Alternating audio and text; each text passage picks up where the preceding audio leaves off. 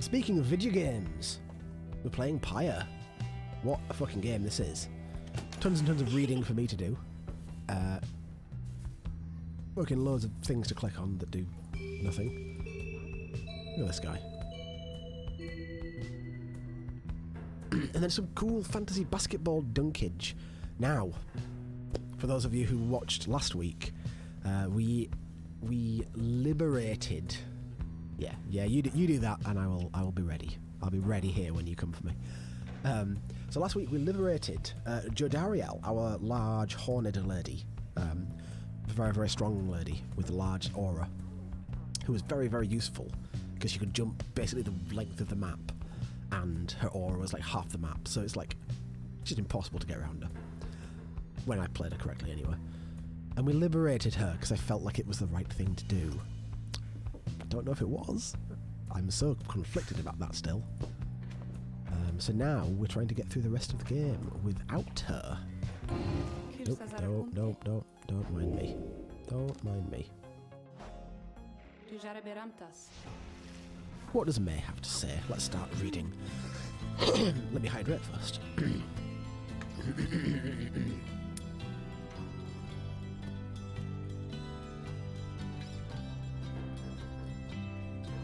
Oh yes, I love a large bottle.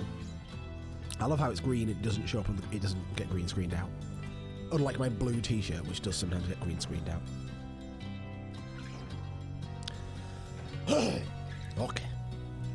May seems very happy about something, and has been chanting softly to herself. On closer inspection, however, she seems to be engaged in conversation with the wagon wall. Wait.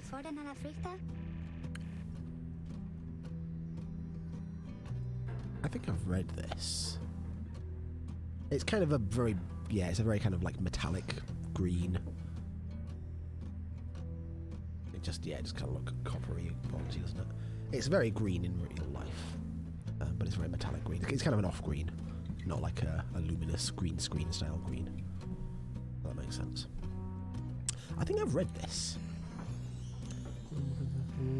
Let's kind of skip this.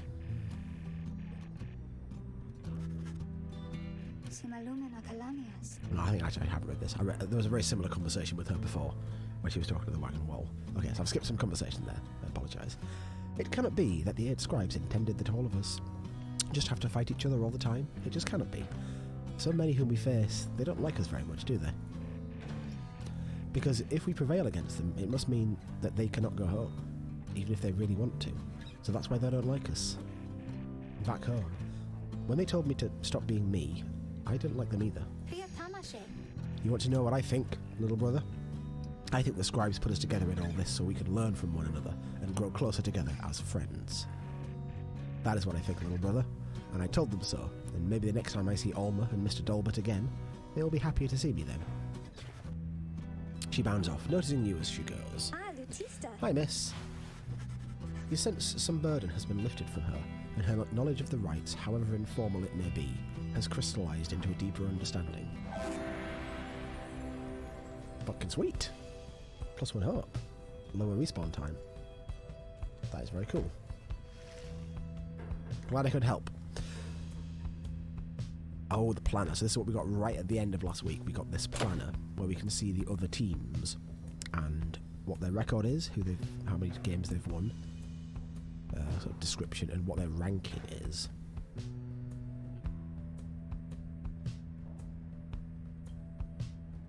We're currently undefeated, you know, as you are. We've done one of those. Now, so what May was saying there about the different teams working together, because some of them are clearly like not bad people. Whoever we just played, who did we just fight? The Fate. Dolbert seems to be a lovely fella, and his son is a bit hot-headed and like has a bit of a rivalry with us, but that's fair because we are like the team to beat, literally. But they seem like nice people.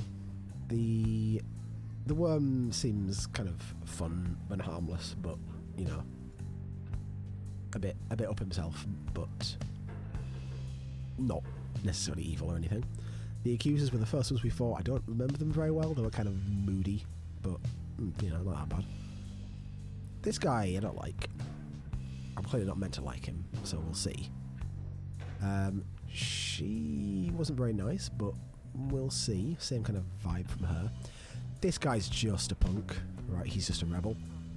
I can see him face turning pretty easily.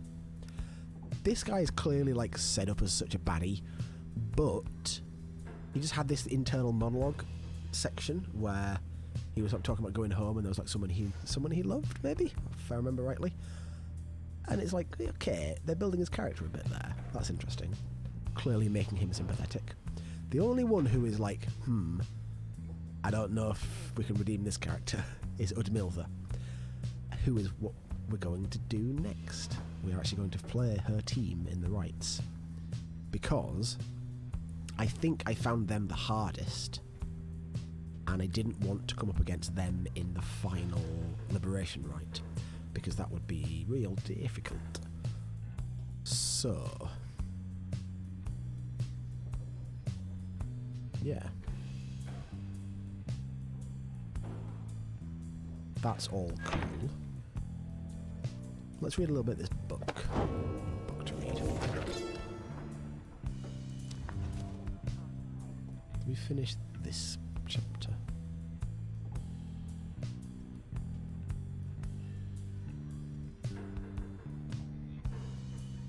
Nope, this was one page of that we got. Okay. Chapter 3, I guess. Mount Alodiel, in the words of Molten Milith, the Wild Witch. Milith? Don't know how to pronounce that. Gonna say Milith. Gaining the summit of the sacred Mount Alodiel involved no small amount of sacrifice and sorcery in varying proportion. The mountain's energies were palpable, the sensation that we felt indescribable. The lands we stood upon were closer to the stars than to the world we knew. It was upon this highest point in all the downside that we first made efforts to concoct this tome, which you now read. It was there that we were stricken with the vision of the cycle of the rites, and felt, together for the first, a sense of freedom unlike any we experienced before. But that is a subject which our comrades shall illuminate in greater detail. Okay, we've got a page from the 4th chapter, the Cairn of Haub, in the words of Luce Glorian, 100 Minds, the Scholar. How I... Oh shit. Oh, Celestial Landmarks, we'll go with this one first. Do you feel a kinship with the stars? You owe your everything to them, perhaps one day even your freedom. I chased the stars across the river of my genealogy until they led me here. I demanded they explain to me the paradox of knowledge, for how is it that something can be shared but still contained within ourselves in its entirety? The stars did not respond, but set me on a quest. I sought the 9 landmarks which they revealed to me, so that someday I would reveal their mysteries to you. These landmarks, emissaries of the stars, are 9 lenses through which we see the land, and see ourselves in a new light. How ironic that the shattered remnants of the bone titan Shaq's 6 shoulders, which once stood vigilant over at the archway into flagging hands, remain now as forbidding as when that horrid monster still possessed unnatural life. This guy's fucking name. This name. Fucking potent. After little Haub dispatched the bone titan in a feat of ingenuity, Shax's pieces fell into the valley floor, forming a set of standing stones which Haub marked. Further, traces of the titan's glacial blood coagulated into perfect frozen drops, which still shimmer in the darkness. 6 shoulders seems to start reanimating when the stars above him dance a certain way. Paint the sigil then in the shining light. Excuse me, do I need to...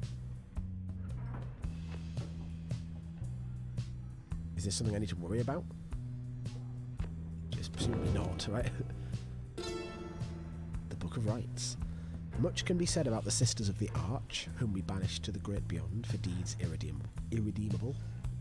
Suffice it that the details of their banishment are written in this book. The sisters in the book became inseparable, not unlike the stars, their light and the infinite darkness that engulfs them. The stars communicate to us, and you, in turn. The words within the book are but an edifice, a simple surface. Look past the text to the hidden meaning, to the hidden power. The stars above, as they are not mere lights, these are not mere words. If you chance upon the Sisters of the Arch within their prison here, give them our thanks. Interesting. And then we've got... Okay, let me just...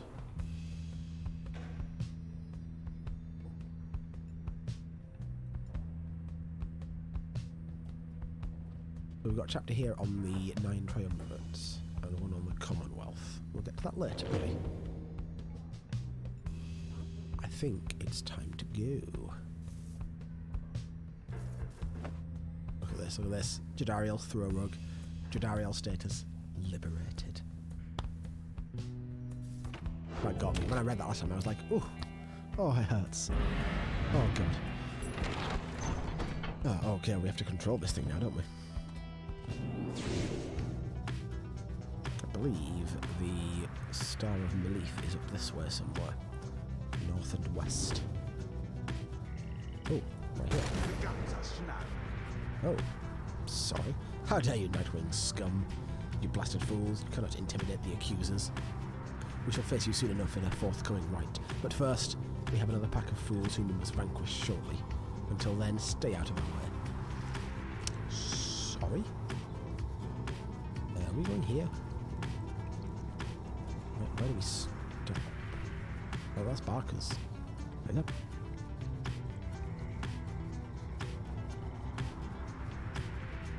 Oh. Oh.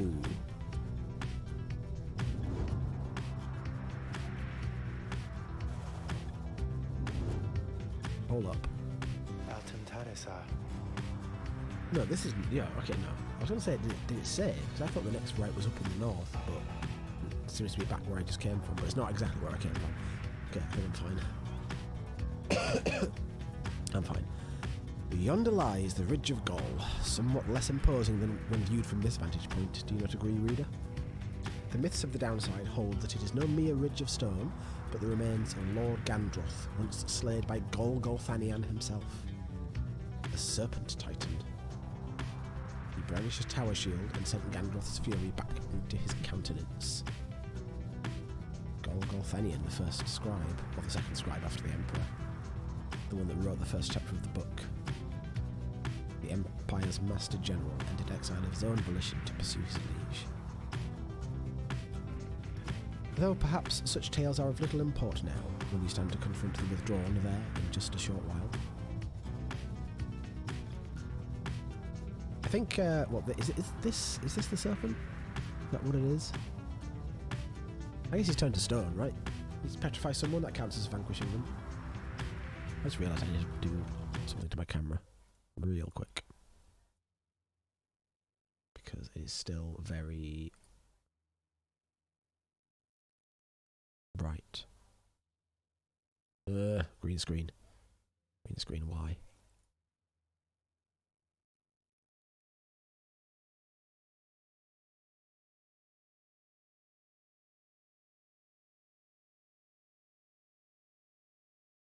Yeah, I think the green physically.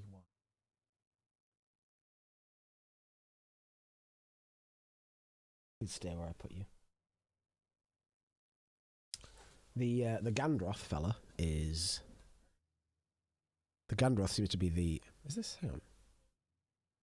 What's this right here? Yeah. Green screen keeps pulling back. Can't quite tell.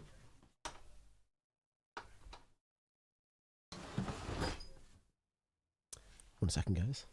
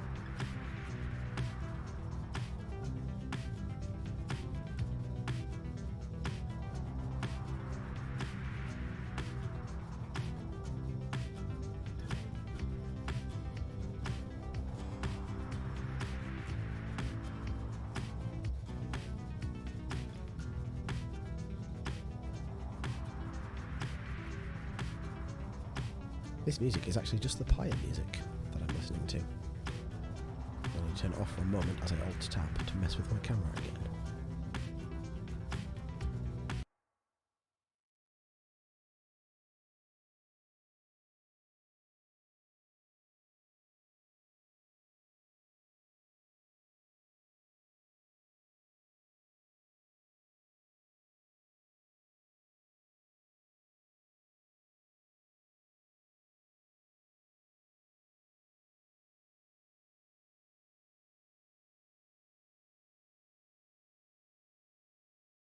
My secrets are not currently displaying. If I show you the game, I'm going to show you the game. Hello. But the problem is, when I alt-tab out of Pyre to mess with my settings, it does stop the music.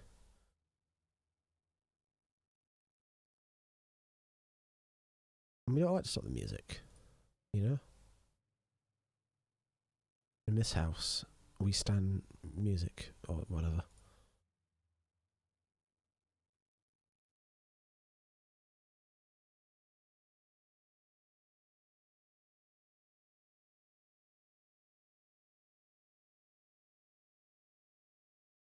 Oh my god, green screen, please.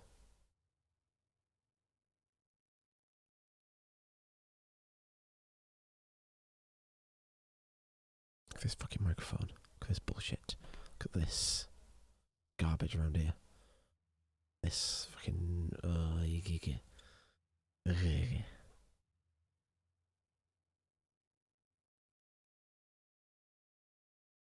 My solution is to just undo the thing that I did before.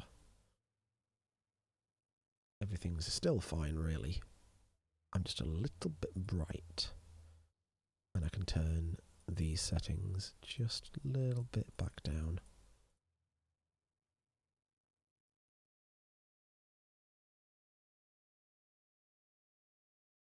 And everything's fine. Okay. Need there. There we go. Right. Okay. Back into the game. Though perhaps such tales are of little import now, when you stand to confront the withdrawn there in just a short while. I read that already. Adverts! Adverts! Unbelievable.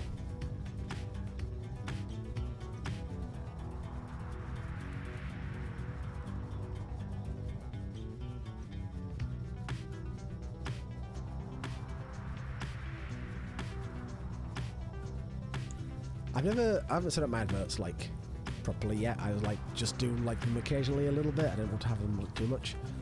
I'll probably have to do them. I should have done them during the BRB screen when I was fixing. So what happened just then when I went BRB?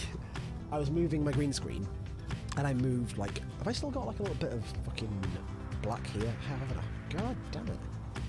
It keeps like drifting backwards. I think it might be like the hot air from my radiator, which is here, pushing like the green screen, which is very carefully balanced, back, and like pulling it just away from this little bit here. Or just slight breezes going through my room, moving the green screen back and forth. But I was moving that, and I moved my guitar out of the way, which was kind of behind it, and that pushed something, which pushed a keyboard, which stood up. Can you tell I'm a musician? Which started sliding, and I tried to stop the keyboard sliding, and it put the bin, which is near the keyboard, down towards me. Everything was falling over, so I was like, fucking stop. BRB. Okay, we're back in the room. Gonna continue reading now. Nope, I'm not, because there's no more reading to do. I am going to land. Nope, I'm going to land in Holland. Oh, wait, we can go, hang on.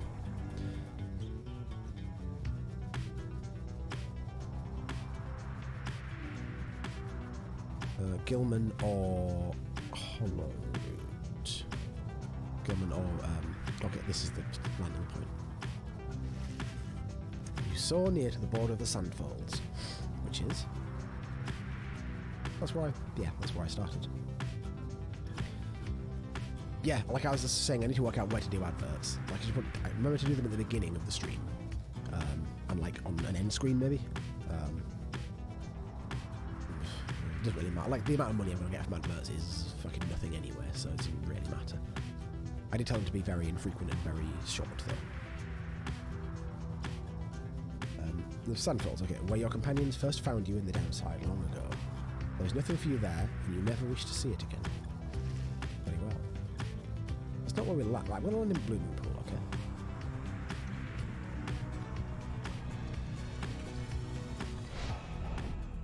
Tuppence. I mean, tuppence if you're lucky. Honestly. You make a successful landing in Downside Prairie, near the southern edge of the downside. Memories of having first met Headwind, Jodariel, and Rookie come flooding back. Yeah, like, maybe like an intermission thing. Like, if I had all this time, I'd do, like, longer streams, but I get, like, a few hours in an evening.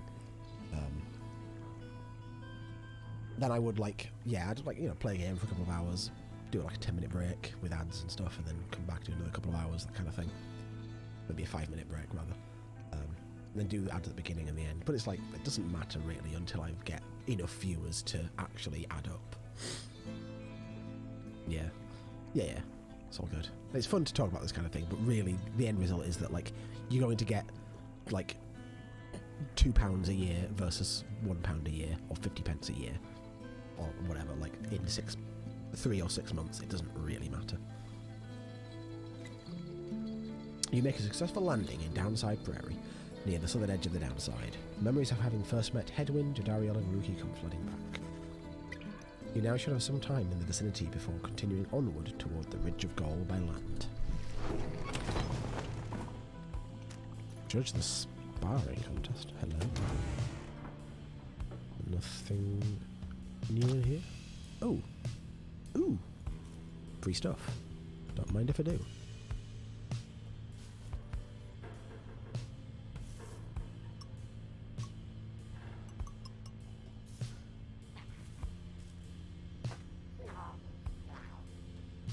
Okay. Guess I'm going to judge the sparring contest. Who among you has the wherewithal to face this knight? Being in the rolling hills of Blooming Pool makes this the perfect time for a quick jousting competition. Sir Gilman says, he just needs a partner. One of your companions steps forward. Oh, can I fight with you? I would like to fight with you.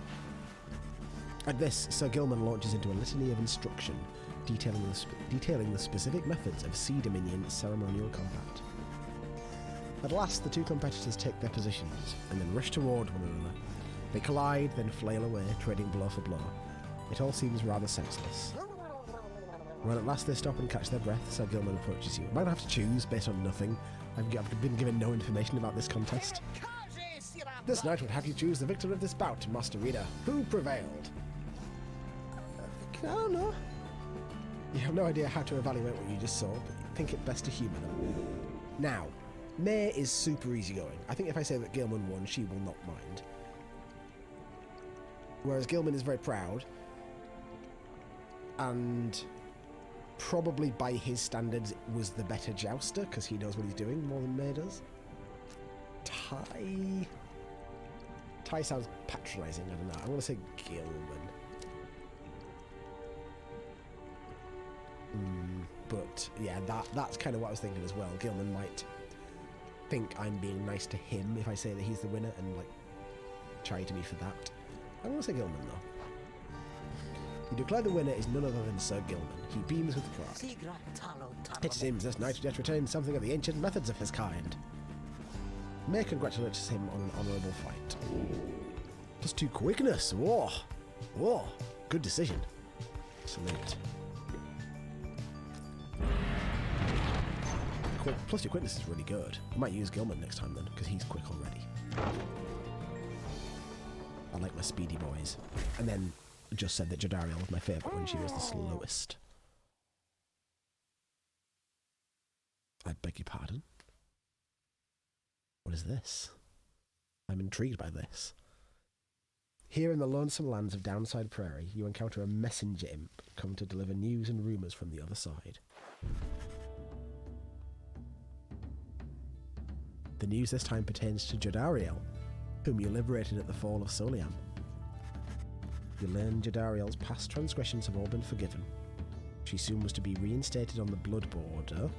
It's not great. That's like the war front. On the presumption that she wanted her old status back. Right. In fact, she was offered an especially prestigious leadership position in the First Vale, where a demon such as she could not be seen in the streets. Okay. But she refused the gesture. Rather bluntly, the report suggests. Cool, you go. Instead, she sought Volfred's agents, as well as several of her former fostered sons and daughters, and so the ranks of the revolution grow stronger. The last part of the messenger imp's news must have been damaged in transit, although it appears to be in Jadariel's own words. All you can tell is that it says await. Ooh, that was fun. That was cool. I like that. I didn't know that you could get communication between the two, between the Commonwealth and the downside. I assumed they were just magically married. You thank the messenger imp for relaying this information. Your companions are excited to discuss the news. You give it to him for us, Jodie. I knew you had it in you. There's nothing she can't handle. I miss her bad sometimes, but I'm glad she's alright. I miss her bad. I miss it. She is an inspiration to us all, or to this night she is at least. Do you think she still has her horns now that she's back up there? Wonder what the rest of her message said. Kihruku! Tiso is fired up about the news of Jadariel's return to the Commonwealth. Yeah. The news of Jadariel's liberation fills you and your fellow exiles with newfound resolve. In before, it turns out she's dead and that was a trick.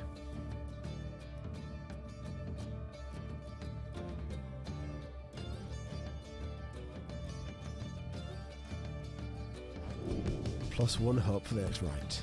Nice. I'm glad we're getting all these bonuses before we face Melith, who is the spookiest bugger in this game. Okay. Ooh, Sir Gilman is here. Sir Gilman is fuming in anger over something, so much so that you are hesitant to approach him, but you approach him anyway. Exile is too light a sentence for this night. Ooh, his voice went weird there. He notices you then and seizes up. He begins acting rather nonchalant, as though his outburst did not just transpire. Oh, greetings to you, noble Master Reader. What brings you to this night for this afternoon?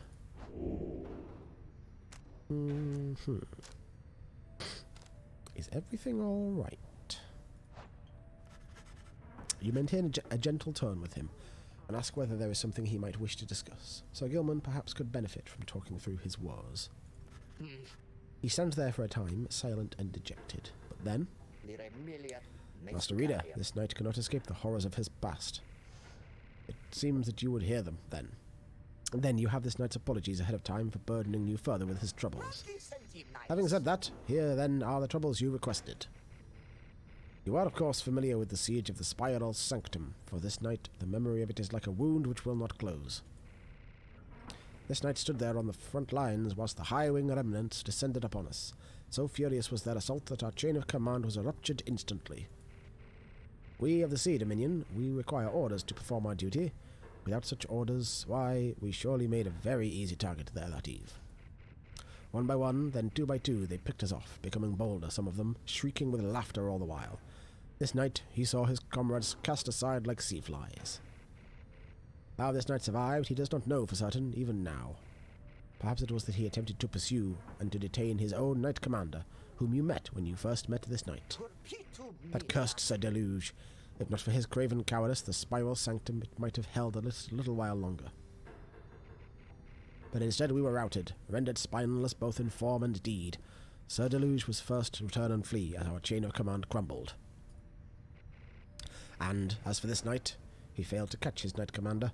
He must have looked a coward too. Thus came the time for penance, and this night, why, he insisted on the only course of action reasonable. He insisted on sentence to the downside. And as you can plainly see, his wish was then fulfilled. How absurd that he should re-encounter his old knight commander here soon after. Thus did this knight become obliged once more to Sir Deluge. We took to the waters in the Sea of Solace, where soon we met the Pyre Hearts, a triumvirate exclusive to our own kind.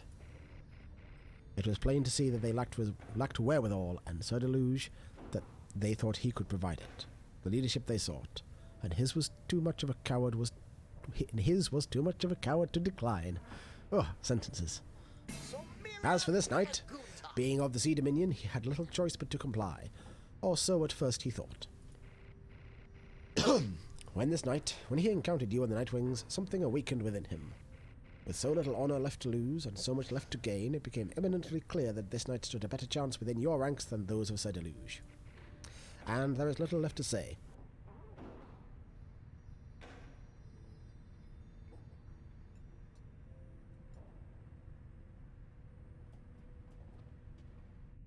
This knight cannot escape his past, and yet he chooses to believe that he was spared that day not merely by coincidence.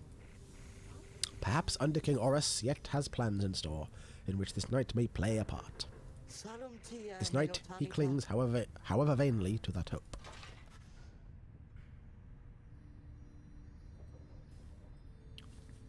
He slithers away, his head bowed low.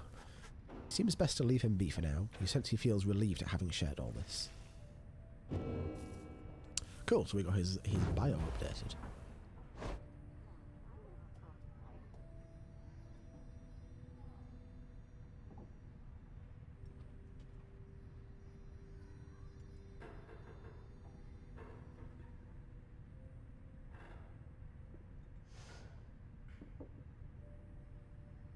So I'm curious, because some of these characters, the three at the beginning, Rookie, Hedwyn and Jadariel, they were all about getting out, right? That's what they were trying to do. Or as soon as I read the book to them, that's what they were trying to do. It feels like everybody else, maybe Pamitha, don't really want to leave. May had a shit childhood and was like pretty much cast out and doesn't have any friends back there, and she's friends with these guys, so I don't think she wants to leave.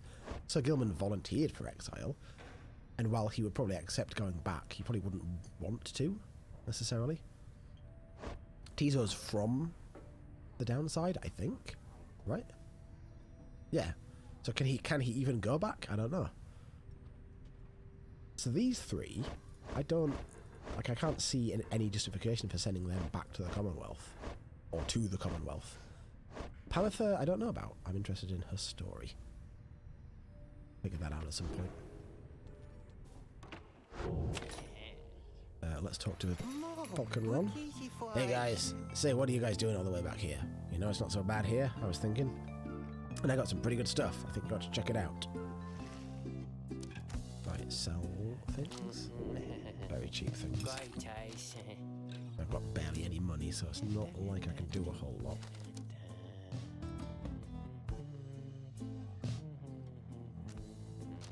Can you sell any of this good stuff? Oh, I can't afford it. Ugh.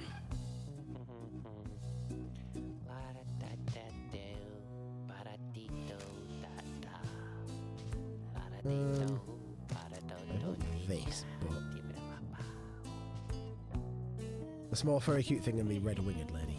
I mean, the winged lady, I kind of want to send the original three. Like, I don't know if I should send Hedwyn later, because he's kind of a leader. But now we've kind of got a leader down here now. I feel like Hedwyn going back would be good. I kind of want to send Hedwyn and then Rookie. That's my current thinking.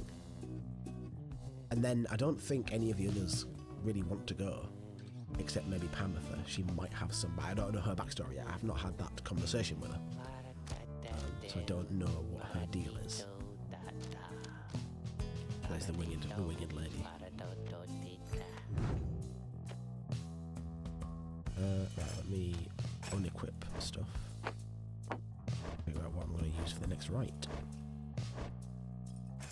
I kind of want to use May, because she's boss.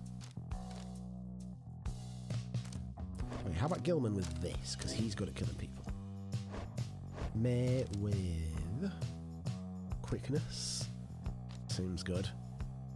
Well, the banishment one is really good. Maybe this, and then like Edwin with the Moon Quest. seems alright. Edwin, May, Gilman. Pleasure doing business with you guys. So, okay. Let's do some fantasy basketball. Let's dunk on some slug witches. This was what I promised you.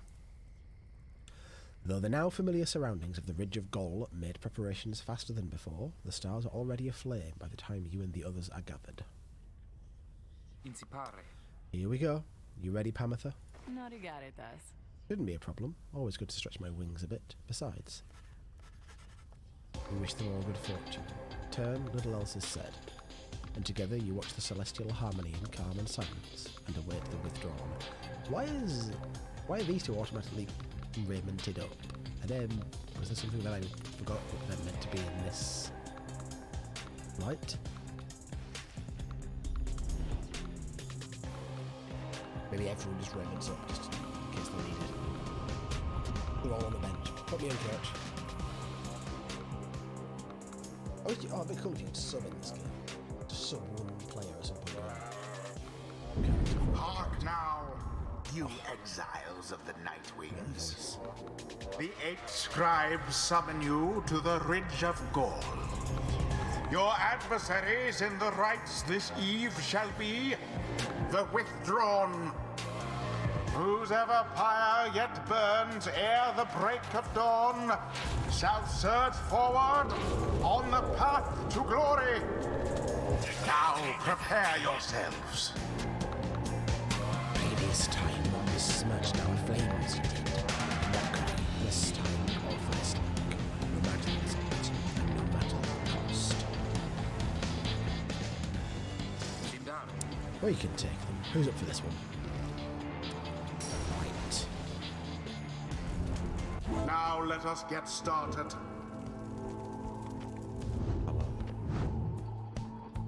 Ooh, that's not very nice. Ooh.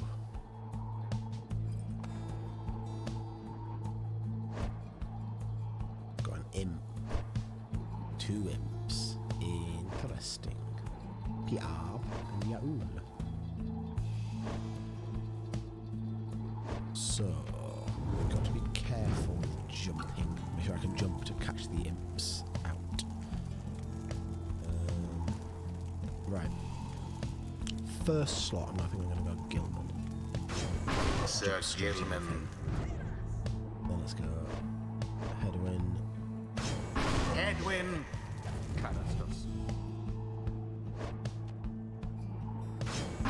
Nay. It is done. Okay, I think I am ready. Yes, Islak. Bring to us thy terrible power. She's Scottish now, I've decided. It's the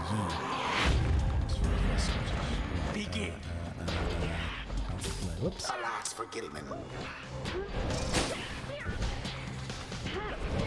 Whoa! Your adversaries did not hesitate. Fuck me.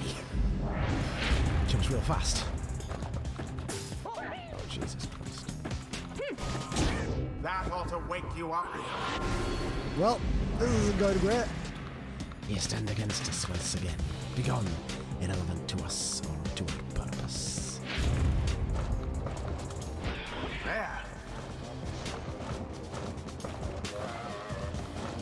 Real fast. Ah, I had to jump.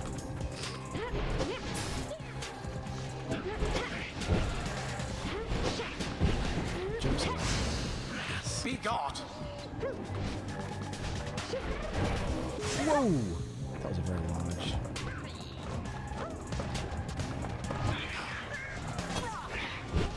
Oh, not kill her.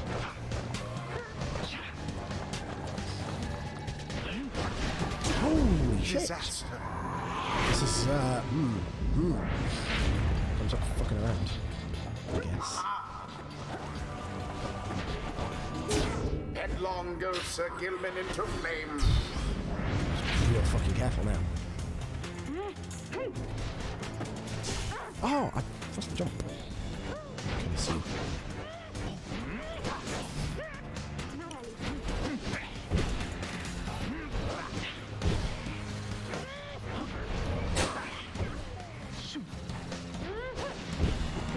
shit! And it is done. Fuck. Well, The withdrawn prevailed. fuck. It was as though the God damn scribes it. themselves stood by their side. Whew. Perhaps your fortune shall be better next time. You and the Nightwings may have experienced your first defeat, but this is not the end. Rather, this is an opportunity for you and your fellow exiles to press onward. Sir Gilman, for example, learned a valuable lesson this night. Okay. Well, fucked up, guys. So too has Hedwyn, not in spite of this setback with the Withdrawn, but because of it. And May is no exception. She has gained more insight here as well. Your fellow exiles all shall gain enlightenment and learn, and grow from what transpired. And your story shall continue. The choice of whether to accept such outcomes now and all throughout your quest is to be yours alone. So you can choose to go back. Oh God. Islak grows stronger, stronger. Now to darkness we return. This night is mortified. Win or lose, we press on. There is much to learn from this experience.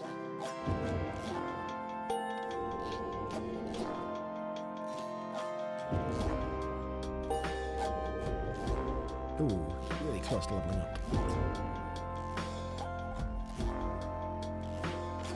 Until the stars align. Beefed it. Beefed it bad. Yeah, the Withdrawn was really definitely the hardest one in the first round. Even like the last match that I had a bit of trouble with, I found the Withdrawn harder. But didn't expect that. Her jumps are fucking fearsome. Like, firstly she jumps backwards to like avoid attacks, and then she jumps right into your pyre from like a distance. Back at the Black Wagon, the Nightwings are unwinding after they failed the right against the Withdrawn in a rather one-sided event. It kind of was one-sided, yeah. The deadest hour of the night is approaching, so you excuse yourself to read the stars outside and plot a course for your next confrontation. The stars yet shine for you, revealing various paths forward. Right.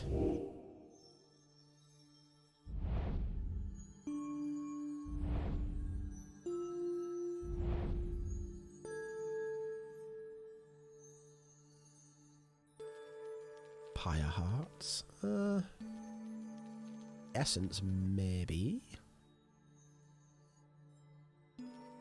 Dissidents. I think maybe the Essence. Well, let me just check the Pyre, actually. So Withdrawn are still right there.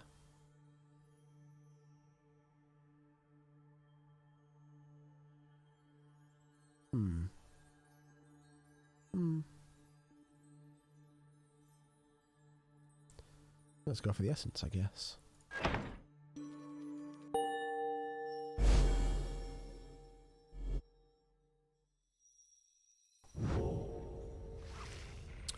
So, to have another brush with Tamitha. Perhaps she'll spare me yet another moment of her time.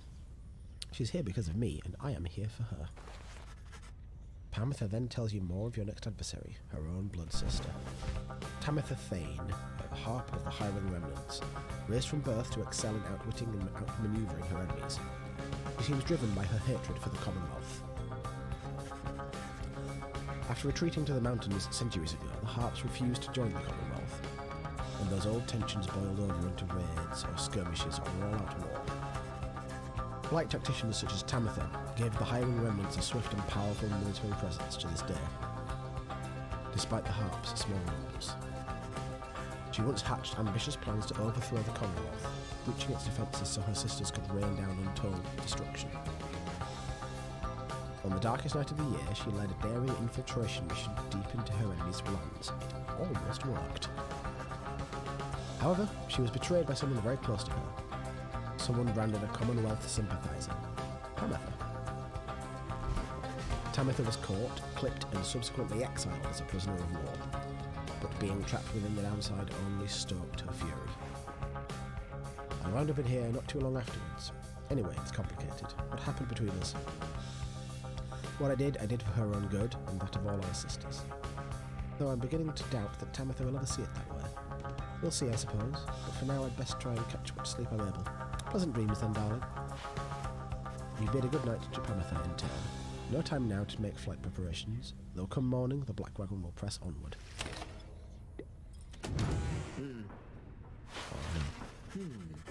You find Sir Gilman searching intently for something or other. His eyes shut tight, his brow furrowed in deep concentration. He acknowledges your presence in the most minimal way possible, and continues scanning the environment. You shall have to forgive this knight's impertinence to you, Master Reader, for he is on the hunt at this time.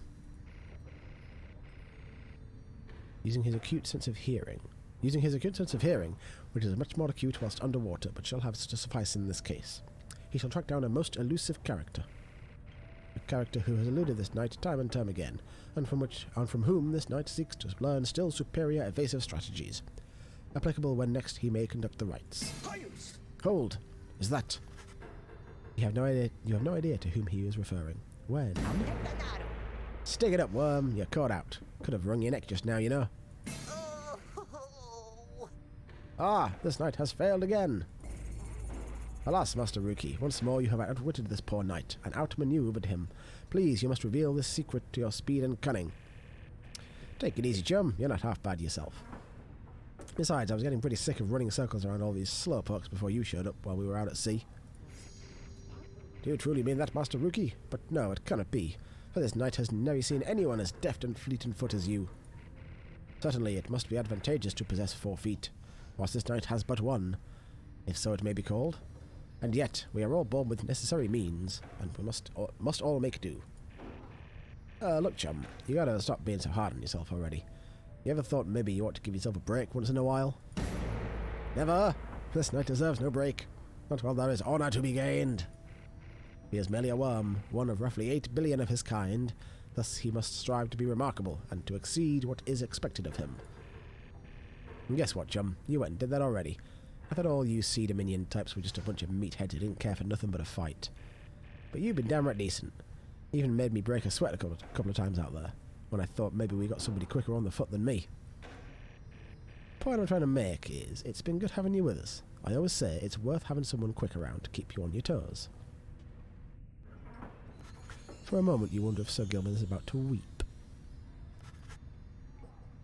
Sensing the same, Ricky immediately changes the subject. Now, come on, you want to go another round or what? There's some good hiding spots outside, where I can show you how we curs get the drop on unwary passerbys, in a very honourable way. This knight would be most honoured, Master Rookie.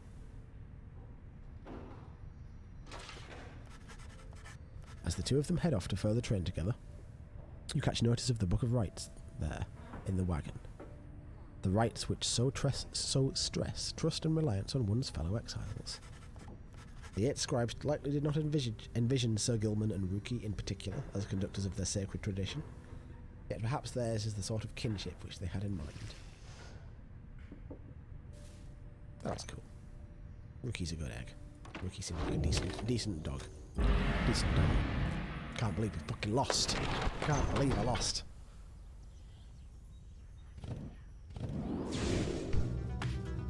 I feel a fool.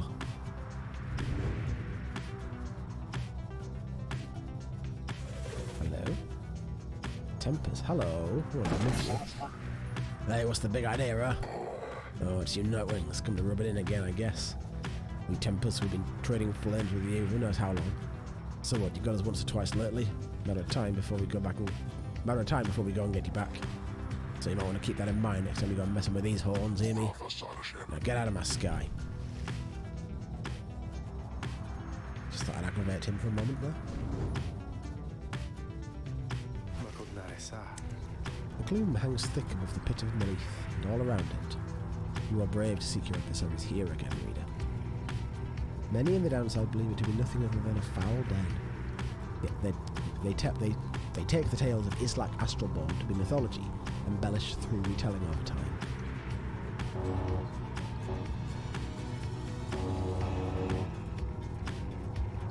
You have met others, such as Witch Udmilda, yeah I have, who believe otherwise. Although, whichever their beliefs, I know of none who would go near a place unless the stars demanded it. Thus shall your coming right against the essence take place in complete secrecy, as always the rites have. Can I land? Okay, Cold Mountain, and Fallowfield, 3 different places. Word of your adversary. Stardust. I like Stardust. Some peace from hard days of travel. Ooh, I like Stardust a lot.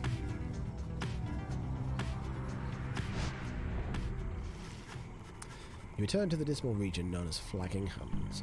Straight away you sense an air of dread, yet cling to hope that you can make your stay as brief as possible. You and your fellow exiles have time to yourselves before the day is done. Nonetheless, the dismal environs soon take their toll on everyone. Oh, really? Oof. I guess this happens every time you go into Flagging Hands, doesn't it? You follow the lone minstrel in pursuit of what you came to find. The bog dwellers of Flagging Hands are some of the only creatures that can stand it here, and even they just barely. This particular region is the agricultural heart of the area, but as you can see there is little left to harvest. Perhaps though you can help them plant a stronger crop.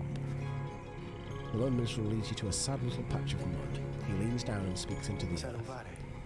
Hail, O bog dweller, I have brought to you a reader. Please tell her what you need. Some sort of creature shambles forth.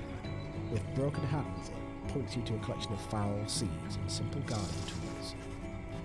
It is work familiar to you, and to your surprise the soil is rich and fertile. Grains and other crops could grow. The planting job proves simple enough. It is almost a relief from all your travels. It is a modest effort on your part, yet the bog dweller seems elated, as much can be said of such a creature. It insists on paying you for your assistance. Bunch of stardust. Whoa! That's a big bunch of stardust. Big boy. Okay. Let us proceed. Being here and Flagging Hand continues to sap most everyone's spirits. Oh, right, yeah. Let's see if man's right.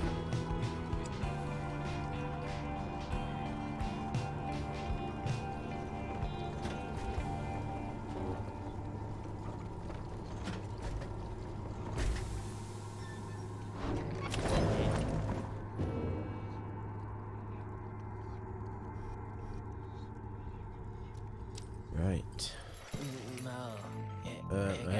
Hey guys, look, I got something here which I think maybe you would like. It uses several bottles of multiple liquids of some kind. Sun serum, star serum, and moon serum. Okay. Yeah, they taste pretty good, I guess. And besides, they can give you just the little lift you need. You know what I mean? You get thirsty for them, don't even worry. I can get more soon. But it's only one-time use. Also kind of expensive.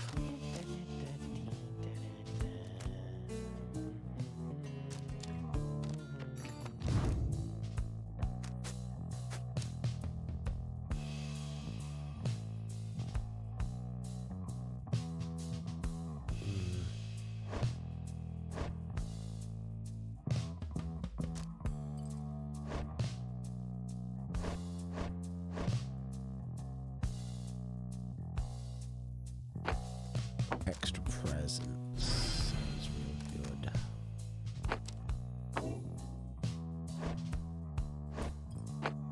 Yeah, let's go with that. They didn't buy nothing, Dad. First time I've done that. Right, let's not phone this one up.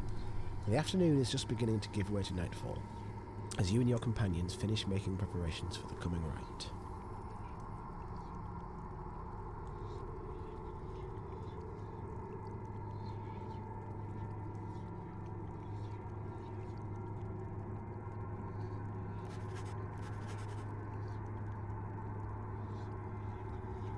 Through all the ceremony, you realise Pamitha is nowhere to be found. The last anybody saw of her was shortly after the Black Wagon came to rest here at the Pit of Malith. She returns just as you are beginning to plan a search for her. Sorry to have you worried there, Rita, darling. Just getting a little antsy is all. Had to go and spread my wings a bit and shake away the nerves. She's holding something back. Don't you get in my head. I'm telling you the truth. I'm telling you the truth, damn it. Damn you, reader. Get out, get out, get out! Anyhow, it looks as if the show's about to start. I shall be in the field with the others. As Pamitha departs, you see she is right. As the stars above begin to shine, you know she's about to face her sister Tamitha once again.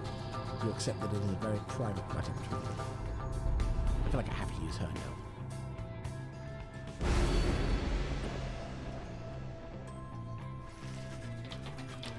Something else catches your notice in the sky this time.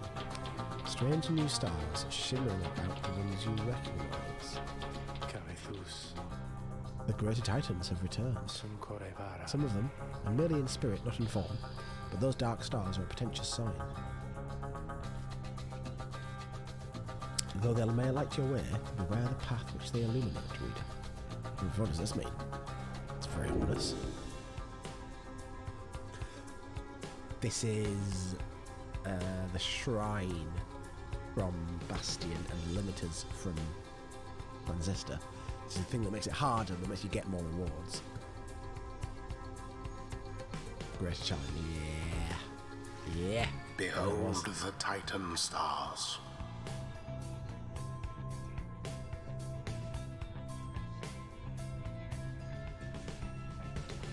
But you level up faster. Ooh. If I hadn't just lost, like pretty handily, I'd be tempted to use these.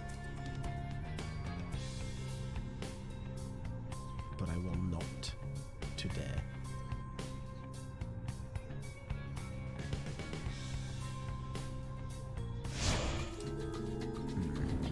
I will not do such a thing today.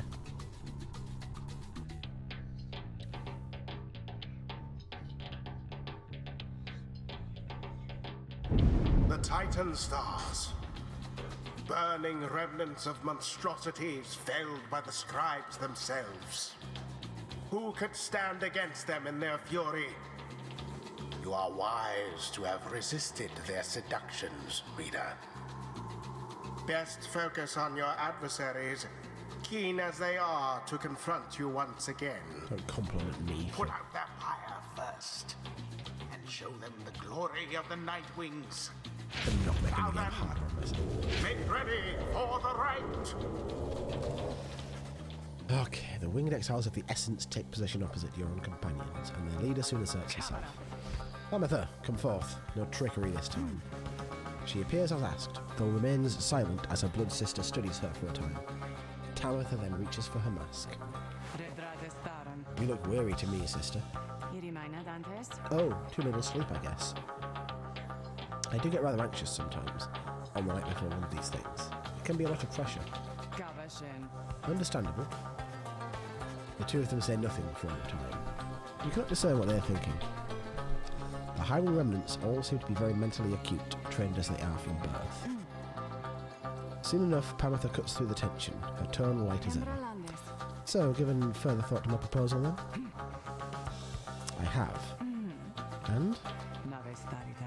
And I think that now is not the time for talk.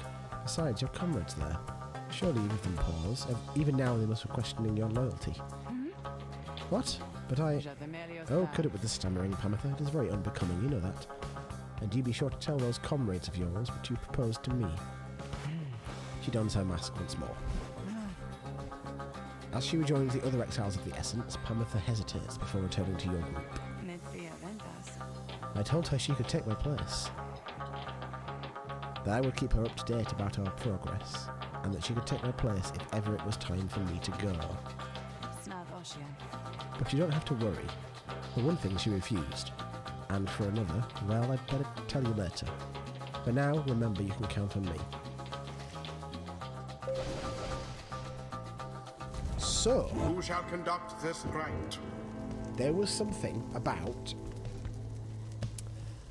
You need someone to fill every mask, right? And there's a bunch of different individual enemies, or, you know, opponents, who have the mask that these guys have, right? So I guess you can replace people who you liberate with those guys. I don't know how. In some fashion you can do that. and they will take the place. So I liberated Jodariel, so I'm guessing it's Ignatius, right?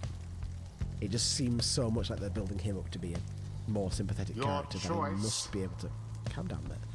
But I feel like I probably can get him on my side at some point, or maybe there's another demon that's going to show up at some point. I'm very interested.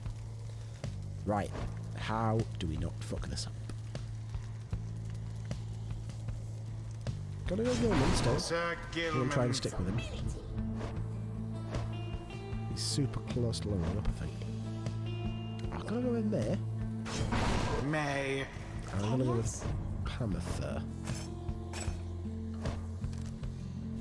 With quickness, that seems good actually. What can I see about these guys?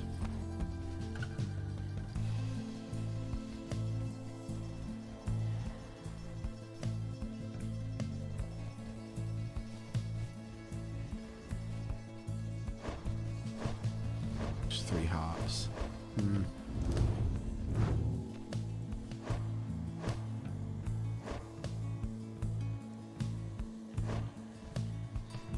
Okay. Let's do this. Let's do this and do it well. You still put your faith in me then, reader darling? Even knowing I could slip free of your influence if I ever so choose? Then I shall have to do my part as well. Face us, wastrels of the Commonwealth. The pain and loss of your defeat this night shall reverberate not only in your hollow hearts, but in your homeland that abandoned you. Are you quite sure it has to be that way then, sister?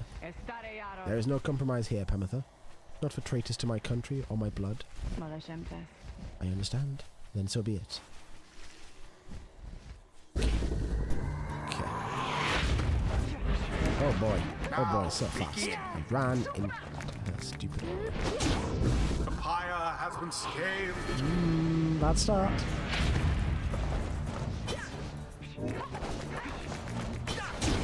Oh, the fucking flying. I have to... Right, I'm going to stop using Gilman. Because I'm used to the way that he moves.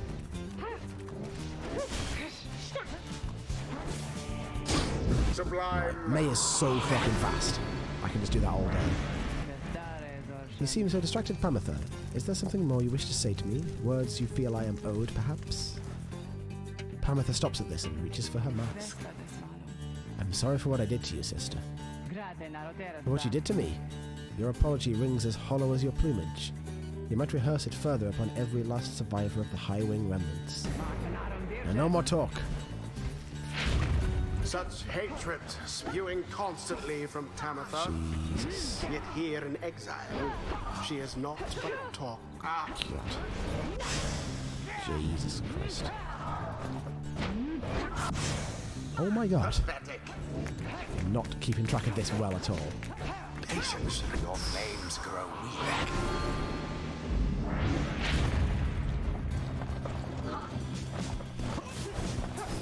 Oh dear.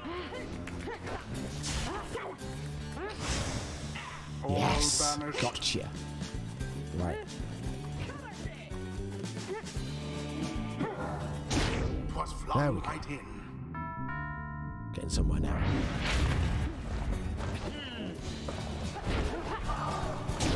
Okay. Fire of resolve. Extinguish now their pyre. Oh, the bouncy walls of this arena. Oh my God. Who? What? How is my aura not bigger than hers? You left yourselves wide Maya's got like a really big aura now because I gave her the plus presence thing. Oh my God. How very Oh, cool. sad for the essence. Oh wow, what is the arc? What was that?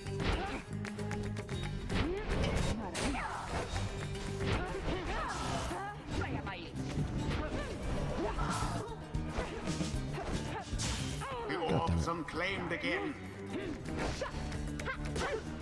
Ouch. Why did... Whoa! And it is done. Seriously? How did The essence prevails. some of those attacks not hit them? It was. There were some moments there where I was like, I don't Thus know. end this night's with my blast. proceedings. Getting the hang of it. Unimpressive, Pamitha. What good is your offer to show me favour in the liberation rite if I could just as well prevail against your comrades on my own? It will be different then, though I suppose that you won't reconsider. You know that I cannot. You are always obstinate, but in that regard and all others, which count for anything, you are inferior to me. Remember that. What you offered is meaningless to me. I shall free myself without your help, or that of anyone. Now then, farewell. Wait, what of your comrades, in the essence? You must need them at least.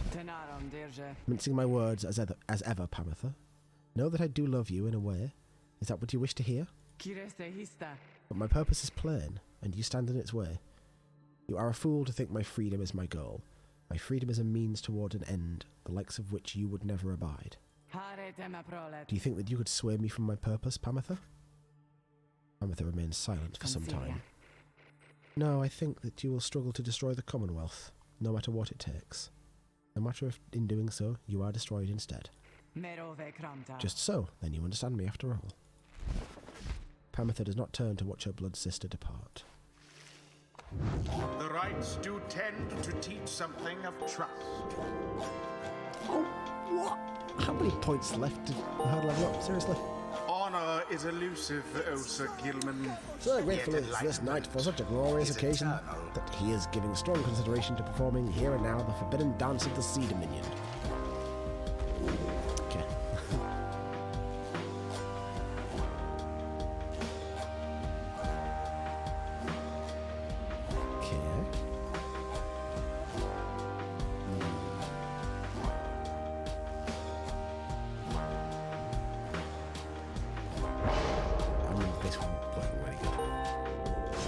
If only wings could speed us on toward greater understanding.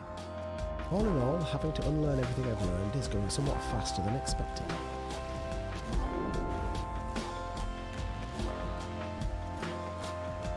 Right. Dashing after succession. Switches place. Yeah. This one is really hard to use, but I've never used any salute abilities. I don't know quite how they feel. I can try it.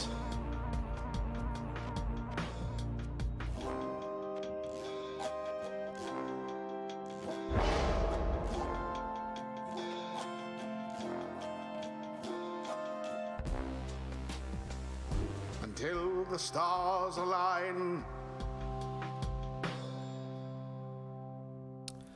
This is really hard. Let me do a practice right real quick. Because I did a practice right and it didn't seem hard. And I beat the first team pretty easily, honestly. Back at the wagon after being defeated by the Essence in a disastrous contest, you were about to join the others discussing the outcome when Volfred finds you. I trust you did what you deemed necessary there, my girl. Though I admit I would have liked to see a different outcome. Now I'm afraid I need a bit of time from you, for there is something you should see. Please join me outside. Look forth. The golden star reveals itself to us once more. Indeed, somewhere deep in the infinite dark, a single star shines brighter than the rest. Oh, fuck. Already, we get to do another liberation rite. Oh no. Can I choose to do that now, or do something else? Nope, that's the only one. Ah. It's a withdrawn. No, I really don't want to lose against a withdrawn in the liberation rite. That's why I didn't want. That's why I wanted to beat them now. But I didn't fucking beat them, did I? The rites are calling you again to the fall of Soliam, where one among you may go free should you prevail. It is as we discussed. The cycle of the rites is beginning to turn more quickly. Perhaps the scribes themselves have taken notice. Fortunately, having more frequent opportunities to free ourselves is not unwelcome to our plan. 33. It's gone up without me doing anything. I suppose it's good for everyone, including the withdrawn, who will oppose us next. Getting to Mount Alodiel ought to be a little easier than before, at least. We should be able to make some landing near to some of the old monuments to the scribes. Let's set forth at dawn. Soon everyone is off to rest, as best they are able, knowing that another chance at liberty for one of them shall soon present itself.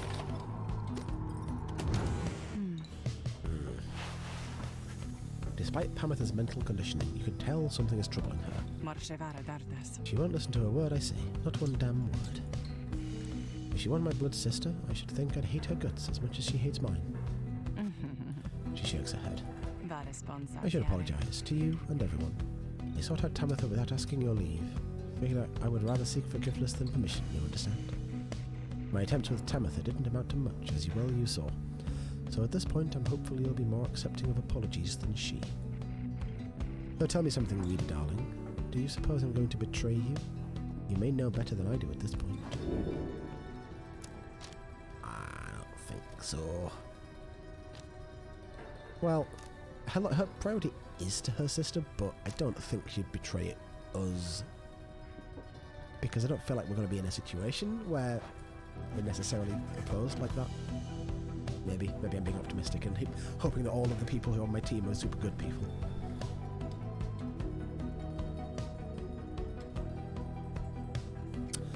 You express to Pamitha that you do not view her efforts to make peace with Tamitha as being contradictory to the group's larger goals. Yeah, that's fine.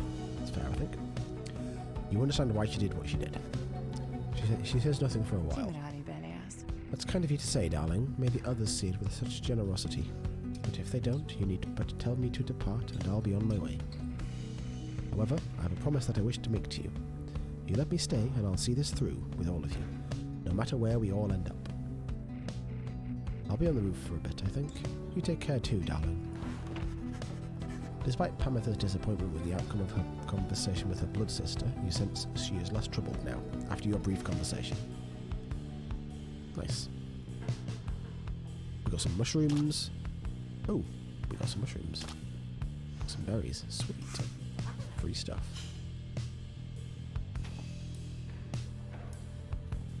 Right.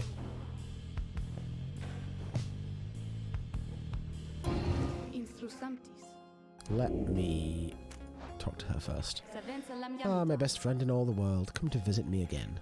Does it make you uncomfortable, perhaps, that I should call you thus? Perhaps you think that you do not yet know me very well, but I know you just fine. You reveal a great deal to me when you come visit me like this. You are not the only one who can sense things in others, you know. She laughs to herself. One learns to read a bit when forced to suddenly appear within a book for 837 years or so. Especially if one is wont to pry a little, you understand. For it gets rather boring here. I know all about you, a common wanderer who seeks revenge against the Commonwealth, which wronged you, only to end up spending all her time talking to an apparition stuck in a stone. Oh, I know about your loves, or lack thereof, about your favourite pastimes, certain habits you may be somewhat loath to admit. Fear not, of course, I use this special knowledge only as a means to entertain myself, I think. And if you don't like it, why, just keep your distance, like so many of your predecessors. As for the other Beyonders, they are as wraiths to me, as I must seem to all those idiots with whom you consort. I cannot confide as easily in my own kind as I am able to confide in you.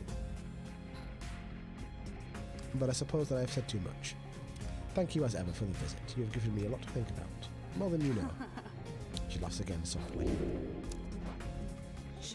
Then say no more. May my Beyonders serve their purpose now in our eternal banishment.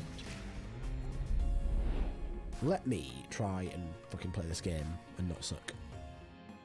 I feel like when I'm playing, when I fuck up is when I try and do different strategies. There's like, I really feel like I can just run to the ball, get it, and then run to the goal. Pretty much, with some dodging and jumping and whatnot. And trying to do anything else, like trying to take them out beforehand, leads to me just dying. Let's try. Meh. Let's do Gilman. And... oh. Pamitha's attack is kind of weird. One of the things that threw me off last.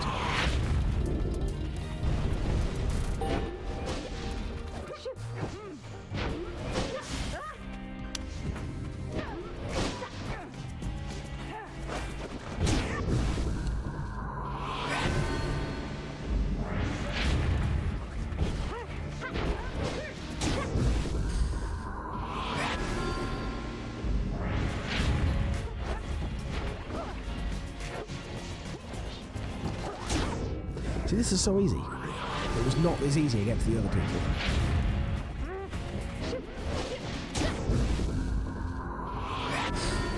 I don't know. It's still not a very useful practice, if I'm quite honest. I literally just got it run in. Like, and maybe I should have just tried to do this more, right? But I was doing like shit like this, where I was like, yeah, and then I died. It's really hard to...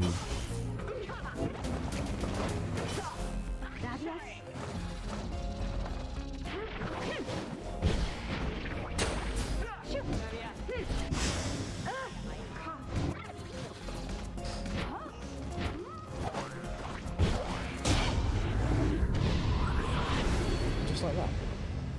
No problem whatsoever. So maybe just grab and run more, I guess. But it feels like kind of cheap. It feels like I'm doing like an easy strategy, which only worked because I was playing on easy mode, and now I feel like I'm trying to play it in a more complicated way because I feel like it's going to be harder. So those easy strategies aren't going to work. But maybe I'm just not. That's not the case. Being here in Flagging Hands continues to sap most everyone's spirits. Oh, love it. It's great.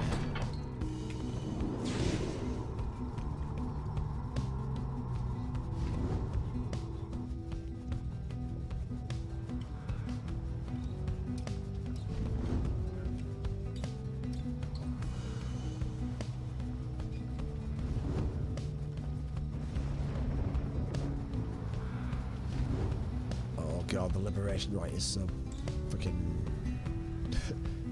agonizing. It's like I have to win, but also I have to choose someone to win with. That just feels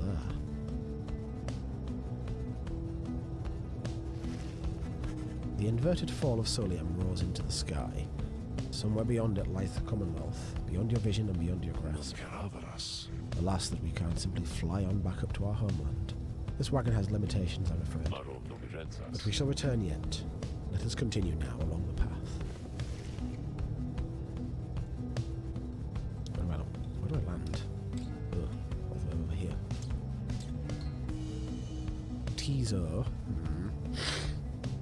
Pamatha. Ooh. Right, Pamatha.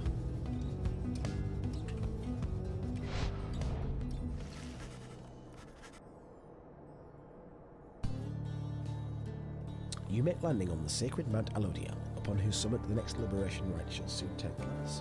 You wonder who among you may regain his or her freedom this time. Volfred finds you after the post-flight inspection. We shall have to take the rest of the trip to the fall of Soliam by land. Maybe soon liberate another of our own there. That should raise the chances that our plan shall ultimately succeed.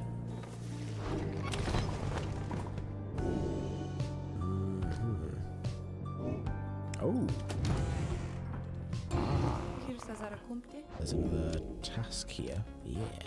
A scribe trial for Sir Gilliam. Gilliam? Just name the victim and I shall be more than pleased to make him or her suffer for a bit. Gilman. There we go. Totally forgot his name. Let's have that. You ask Sandra to administer one of the special trials for Sir Gilman. You think that dimwit of a worm has any chance? Perhaps you are correct. Though I put little stock in him myself. Now let us bring him forth. Soon Sir Gilman appears in heed of the summons. Master Reader, is it knight perchance in trouble for something?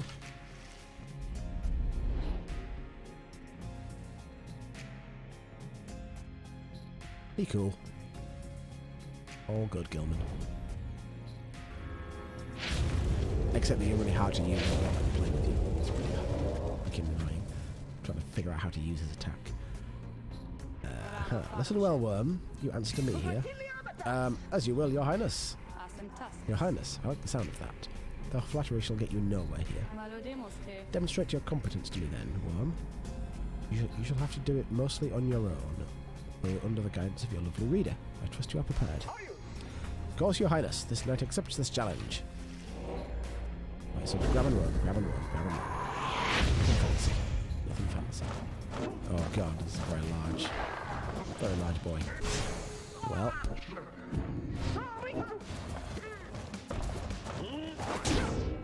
Get. Grab and run. The old grab and run. I can try and exile him before I grab and run, but like, okay. But it's so difficult. It's so much more difficult to try and exile him before I get the ball. I'll try it now for a minute.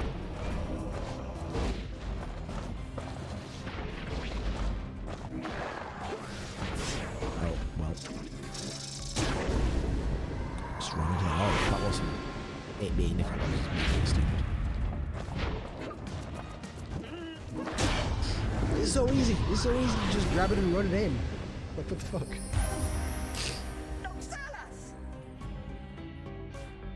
It's so much harder in the actual rights. I feel like it was so much harder. Huzzah! This knight prevails. I have no choice but to concur with that assessment, Worm. Your performance was sufficient, and you passed my test. Thus, congratulations are in order, to you and to your lovely reader. Now farewell. Ooh, is that for doing a certain number of trials? I've just got an achievement. 5 scribe trials. Cool. Maybe his thing will make him easy to use, though, because his attack's really awkward. You like dash back to where you started. Master Reader, this knight is humbled after having passed that sorcerer's test. Ah, by the scales of the Under King Orders, what is that you have? Literally the scales. Jumps, father. That's kind of good. 30% more?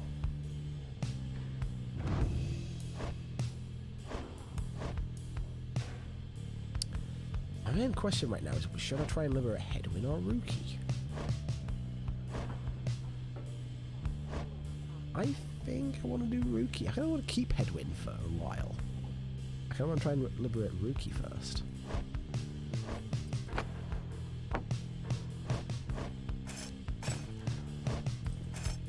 Plus, Rookie's really easy to win with as well. He just grabs it and runs it. He's the ultimate grab and run boy.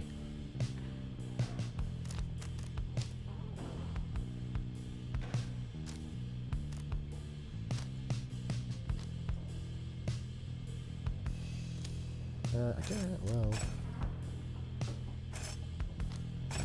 not him. His hope's quite high, so he doesn't take long to respawn. I have to give him some quickness and make him real fucking fast. Gilman. No, Gilman with his new thing. Yeah. And then Hedwyn, maybe?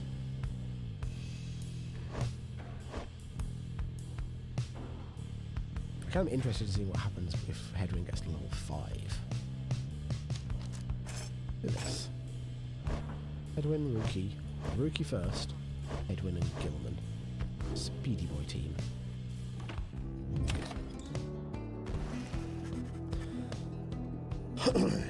Later that day, you accompany Panther into the solemn beauty of Emperor's Ascent, where a monument to Trieste Tithys awaits you. Perhaps due to the nature of this place, you begin to sense Panther's inner thoughts as clear as if she was speaking aloud. Talking to the dead again, Panther? Fine, why not? Want to keep your mind off things? Just don't go getting your hopes up. Your life back there, it wouldn't be any better anyway. Soon, you and she have finished paying your respects. You return to the wagon in silence, feeling as though the Trieste Tithys has shown you favour. At dawn, you shall begin your ascent. For now, the solitude here is fit for pursuing your vocations. Ooh, quickness. Oh, now I need Panther and Stretch. Instead of Gilman.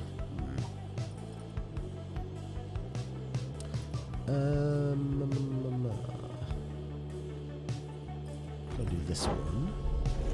So I've actually I've almost unlocked them all, I think. On halfway? Oh no. Four out of 6 on this.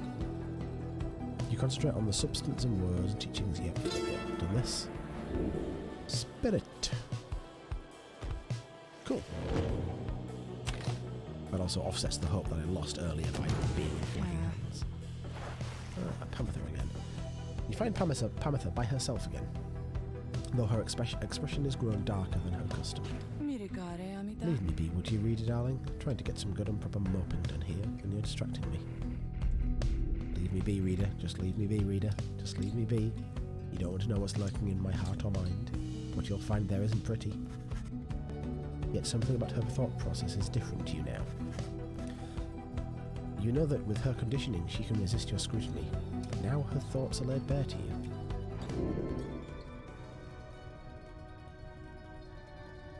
She wants me to, right? She's kind of...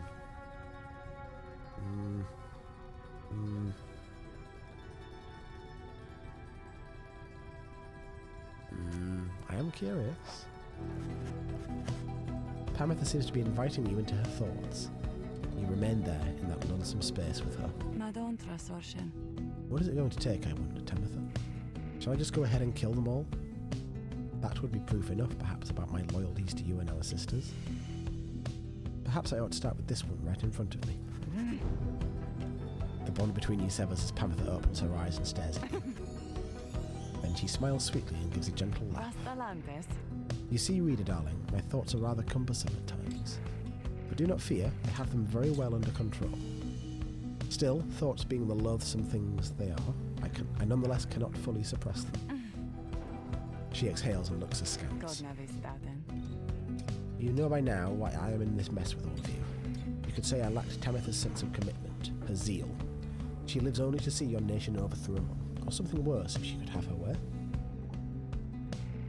Centuries of conflict can be quite emboldening that way, especially when one's sister's leading cause of death is Commonwealth forged steel. Wielded with the utmost of mercy, of course. While I had little patience for the senselessness of it myself, became a bit of a pariah, I suppose. I knew Tamitha was going to get herself and the others killed. So, when she was to fly out on this one big mission of hers, I had other arrangements made. But after she was caught, your people did not exactly uphold their end of the bargain. I knew there were risks, of course, and yet a chance is still a chance. Tamitha was clipped and cast down. A mercy, they called it. I did not see it that way. And in my growing protests of her treatment, I was soon enough to follow.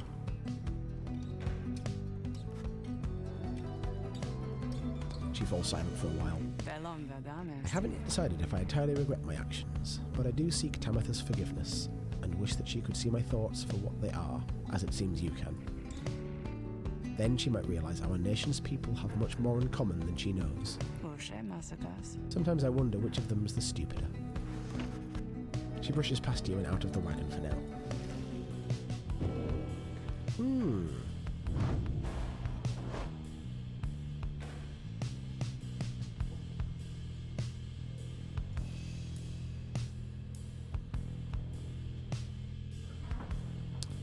Well. She's really hard to use. I'm not going to try and use her for this, right? I'll stick with my original plan. Liberate Rookie with Hedwyn and Gilman alongside.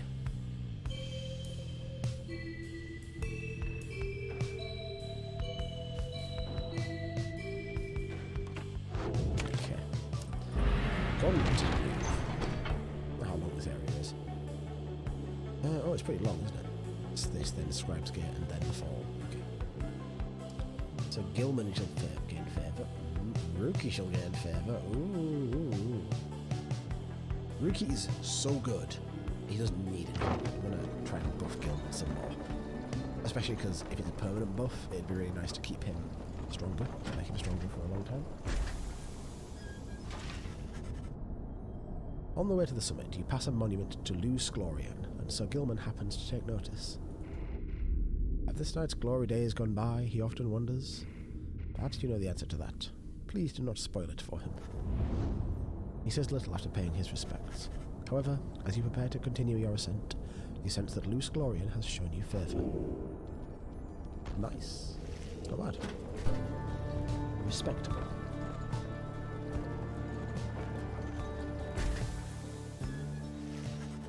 You and your companions gather once more at the Scribe's Gate, where a single narrow trail leads upward towards the summit, past an archway carved of stone. Come this way, please. The minstrel leads you towards the archway, where his counterpart awaits. The exiles of the Nightwings have returned. They have. Greetings, Celeste. She all but ignores him and motions to the rest of you. Now then, each of you in turn, please state your name and what it is that you seek whilst crossing Scribe's Gate. Please do just as she says. Everyone steps forth, one after another, much like before. May passes through the gate, Tizo passes through the gate, Pamela passes through the gate, Sir Gilman passes through the gate, fabulously, of course. Edwin passes through the gate, Ruki passes through the gate, Alfred passes through the gate. No one is left to go but you. You step forth and declare yourself as you did before. The Guardian of Scribe's Gate regards you with a still expression. Then she addresses all of you in her formal manner. The 8 scribes bid the Nightwings welcome. Go forth with glory. The lone minstrel glances up at the Gate Guardian. You have our gratitude, Celeste. But she pays him no heed.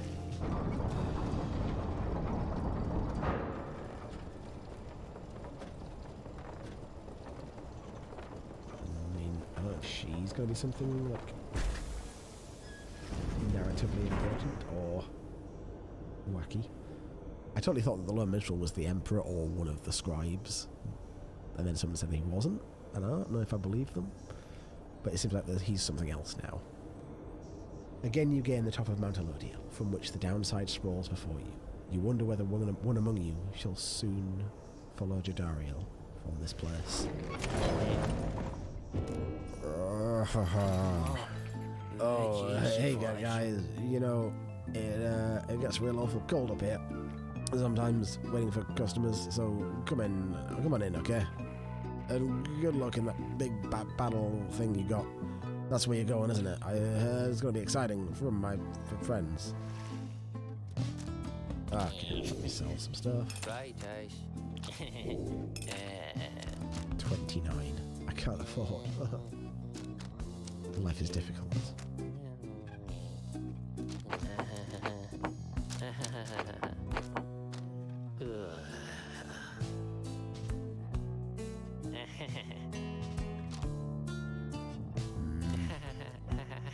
I can't even afford any bits and pieces, can I?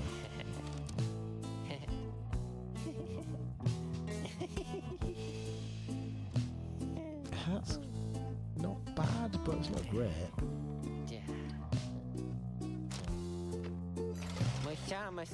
You guys take care, okay? Thanks for doing business.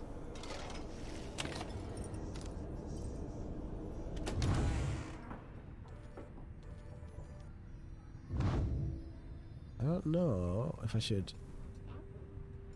practice some more, but the practice one seemed so easy. Do I just need to treat it like that more? But they were really definitely moving in more tricksy ways when I fought the Withdrawn before. I've got some buffs though. I've got some buffs. What have we got exactly? More stamina, more orb speed. Okay, if someone gets banished, I can move to where they fell and save them. Rookie could double jump and go real fast. And Gilman returns if everyone is banished. Gilman will return, and he moves faster when somebody else is banished. I mean, the Withdrawn though. Why did it have to come to this? I'm gonna do it. Let's just do it. Let's just play it live. Time has come for your second liberation rite to commence. You observe the lone minstrel and Volfred speaking in hushed tones, but cannot sense the topic or the tone. Then Volfred looks up at you. I trust that you are feeling as prepared as possible, my girl. Each rite is consequential to our journey in its own respect, though these liberation rites have a more immediate effect. It's somewhat crass, however. I've gone and estimated by how much each of our companions may contribute to the outcome of our plan, should they be liberated here. Factors such as their previous occupation, innate tendency to lead, and oratory skill contributed to my assessment. It's nothing personal, for we are all in this together. Besides, we all ought to return in time, if possible. Know simply that for each one of us who goes, in so doing, he or she shall raise our total chances of success. Reader, madam, this night you shall confront the withdrawn. They have already appointed Udmiltha to be liberated, should they manage to prevail. We all have faith in you, my girl. And lo, even the stars agree on this account. Do they?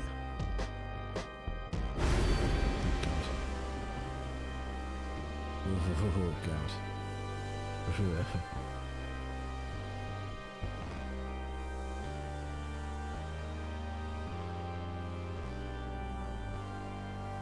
This seems maybe the least bad. Maybe. But I'm not going to do it. This seems really bad. Let's do it. So we'll liberate Rookie. He's a good orator. He's very friendly. He's very likable. He's very persuasive. I think he's going to be a good candidate for the plan. And I think just narratively. The Nightwings have returned unto the fall of Solium, at which the scribes first formed their sacred union. At stake this night is freedom and prosperity. But only for one exile who prevails in this liberation rite. Your many adversaries all did strive to earn this opportunity. 'Twas the withdrawn which earned it. Who shall be absolved is up to all of you. The pyres burn, and each of the triumvirates is present and prepared. I concur. The pyres burn, and each of the triumvirates is present and prepared. Then, anointed one of the withdrawn, come forth now and declare yourself, and pay any respects you have unto your adversaries, the Nightwings. The bog dweller Udmiltha appears from the shadows and reaches for her mask. Thus, we are known to be witch Udmiltha. Our adversaries, they are nothing to us, or the one we serve. We shall all be devoured in the coming age, an age of strife, wrought down by the fellowings and many seeing eyes, and is like the astral bone. We speak blasphemy upon this sacred site, Udmiltha. If you value your liberty, then I suggest you cease your mocking of the scribes. The scribes, they failed to stop his lack, but he shall rise again. As for you Nightwings, you have no consequence in this last great design. She dons her mask once more. Soon we shall return to the land which is like shallow soap, where we shall offer him our blood, and that of many, many others. Spooky. Spooky witch lady. Spooky smoke witch lady. Now then, have the Nightwings reached a decision on whose behalf they shall conduct the liberation rite? Reader, I am bound to tell you once more, the first companion whom you choose shall go free this very night if you prevail. Only the enlightened may be thus anointed. Not all among you may yet be ready. The other two chosen for their triumvirate shall lend their aid. Rookie, Hedwyn, Gilman. Right? Nightwings, make your decision. Who would you set free?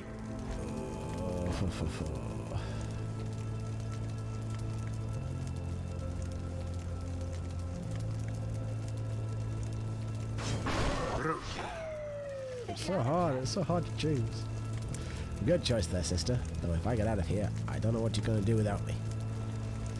Who shall lend him support?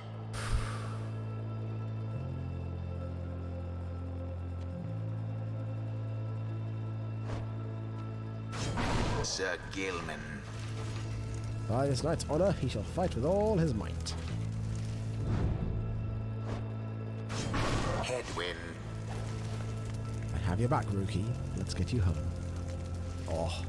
Very well. Soon, Nislack, very soon we shall release thee. We shall release thee, and as for ye Nightwings, we have much in store for you. I already saw what you had in store for me, and I don't like it. Commence. Oops. Oops. Oops. They're jumping. Oh, the music. easy. There we go. Rookie getting in that dunk. Rookie could double jump. He's fucking very good.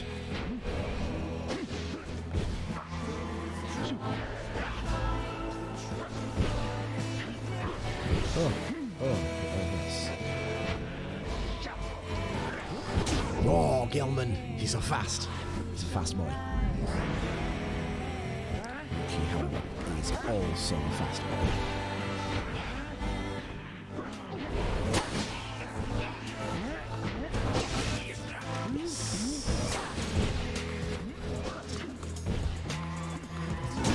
What? 30 damage as well. Fucking hell.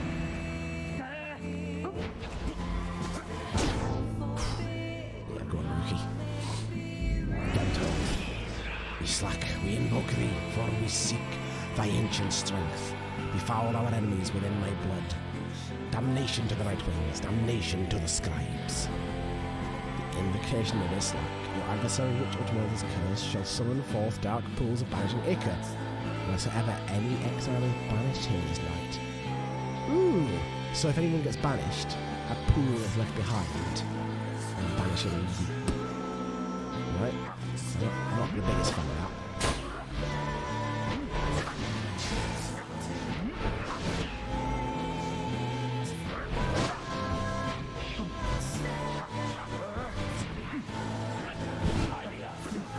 Dropped! Seriously? Oh, seriously? Fucking... Thank you, Jesus.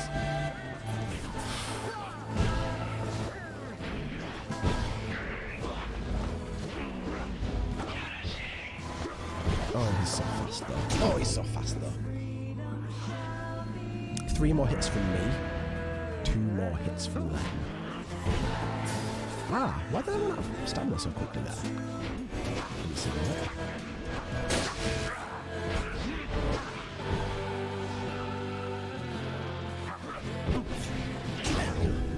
Good stuff. Got this one. Cool. One more.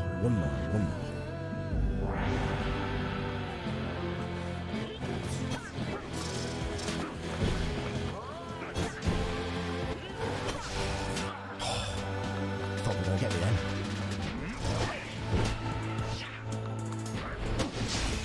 Milda banished.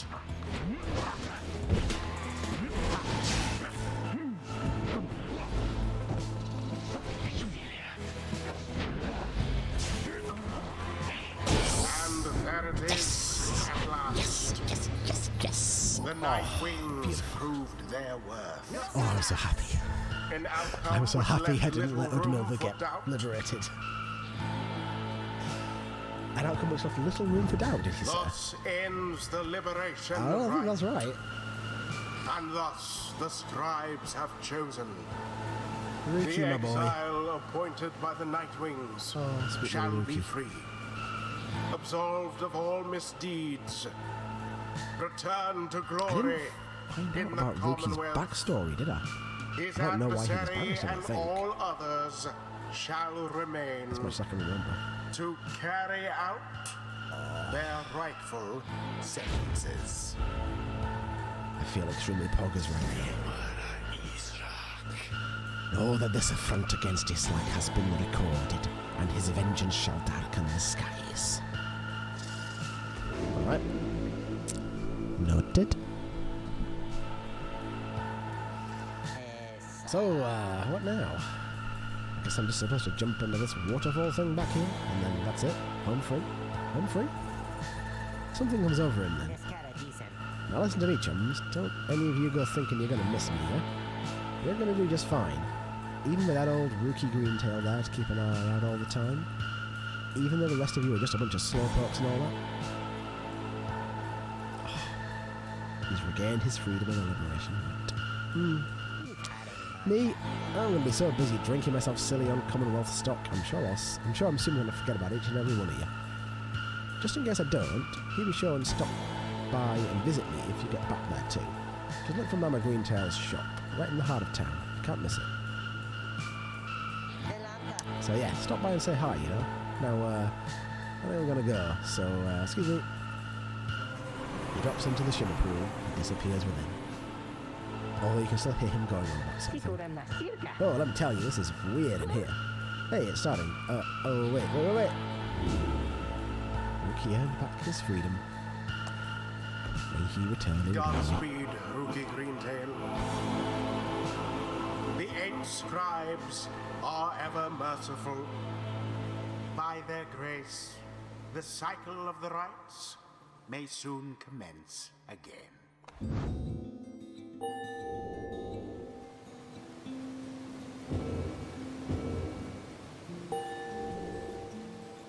Oh, God.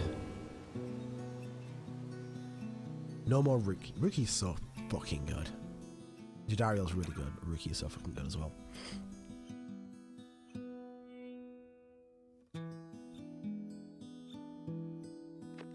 Until the turning of the stars, farewell. I'm gonna be left with, like, Gilman, Tizo, and Pamatha, and find that really hard. It's fine. I'll just learn to get good. He returned to the wagon after having prevailed against the withdrawn in the liberation rite. Such the glorious night this turned out to be. One by one until we're done. We succeeded in liberating Rookie, who returned to the Commonwealth in glory. We did what we could. With each liberation rite, we strive to advance our plan. A brighter future awaits at the end of our path. For now, we must persevere. What's gone up? Speaking of which, reader, I take it you have seen the stars, or I should say the lack thereof. You have, or did. Once more the sky is all abyssal darkness, following the liberation rite. No stars illuminate themselves to guide you further on your path. Then let us go once more to Moonlight Alcove. I have an errand I must run besides. Once we arrive, best we recover now and make our way southward at first light.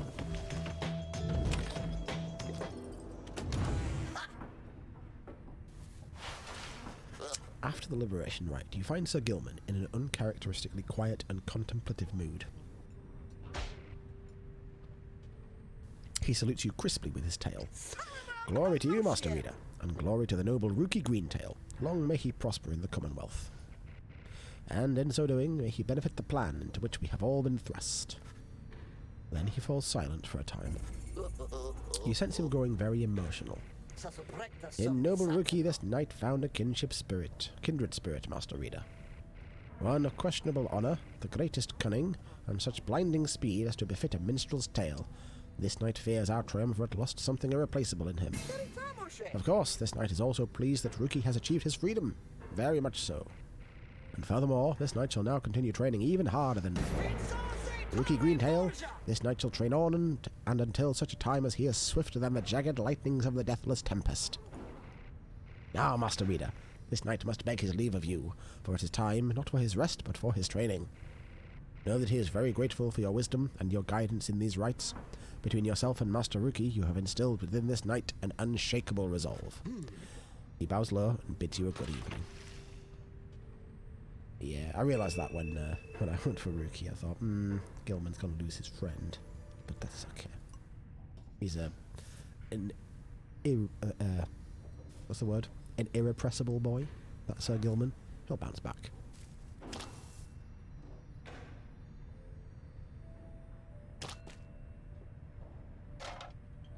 Oh, hang on. Ah, Rookie's state is liberated. Oh. Tidying the wagon with Pamatha.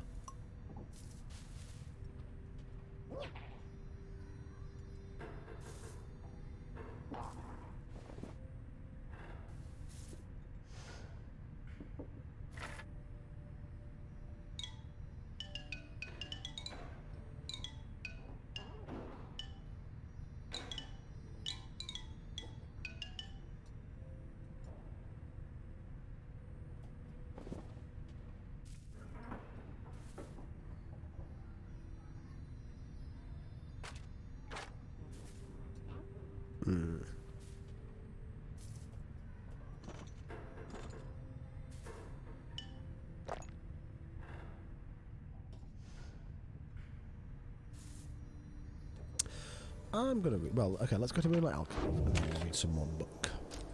I think.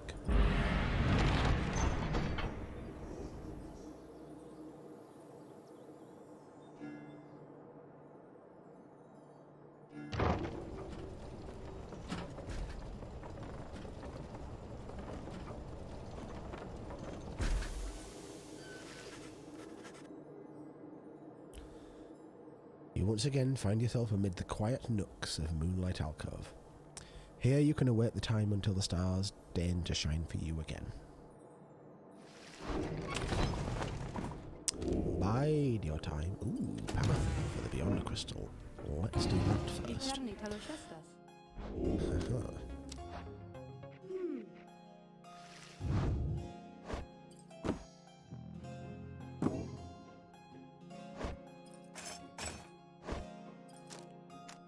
Uh-huh.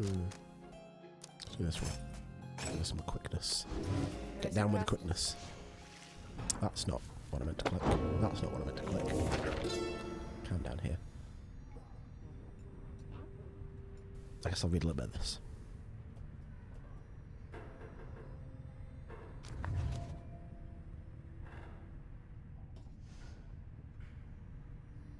Yeah, I read that. Okay. The scribe's deeds. I wish to be remembered not for boastfulness. Thus I refrained from detailing our exploits across the land, save to say that they were numerous. Know that only through our combined strength of arms and wit did we withstand the savage land. Such were the monstrous dangers that it posed. I came to see that all the terrors which I heard at bedside in my youth, were based entirely in fact. So great they were, they blotted out the sky. Such was the evil that we vanquished, that the remnants of it yet shine under the stars. And by the end it was the stars which guided us towards our truest calling. Freedom Pact. We rid the land of an impending doom, but faced another of its kind, for we knew that we were trapped.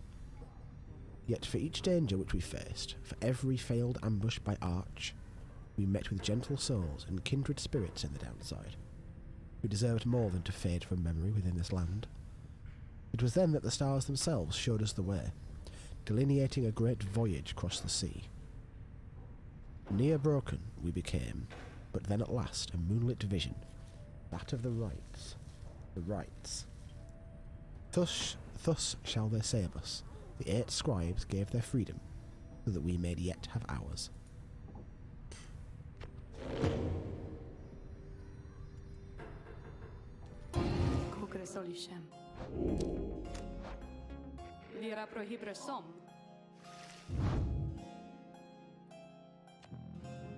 Right, let's do this scribe trial then. A scribe trialing we shall go. Oh, you mean that feisty harp? She may yet be taught some manners, I should think. I shall attempt to bring her down to size. Let us bring her forth. Soon Pamitha arrives in heed of the summons. You called for me, reader darling? Ah, is that crystal then? Let's hash it out, I'm ready.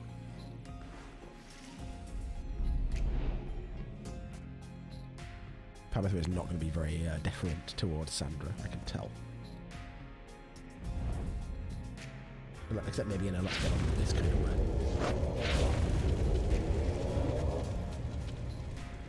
The apparition Sandra appears and unfastens her mask.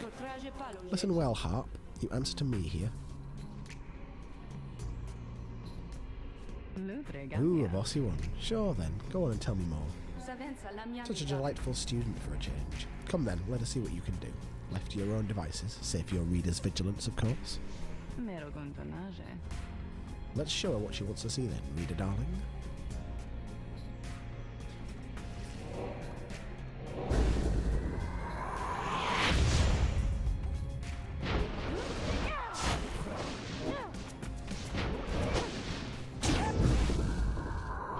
She's fast for flying along. Oh, is she fast? Real fast when flying. I think I may maybe use her in some of my upcoming ones. Oh, that went over the thing. Oh, that's not fair. That's a lead. Oh, well. Okay.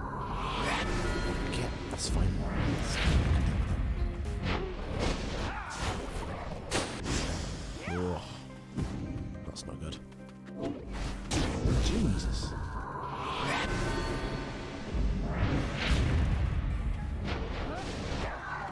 Oh, damn it. Ah, I missed the fucking pyre. Guilty sister. Achievement unlocked. Go. There now, is everybody happy? Oh, happy as I can be, my doubtless pretty harp. So good of you to ask. On top of that, your performance was sufficient and you passed my test. You have my congratulations, both to you and to your lovely reader. Now be gone from here before I have any second thoughts. Neato. Get something cool for Paratha.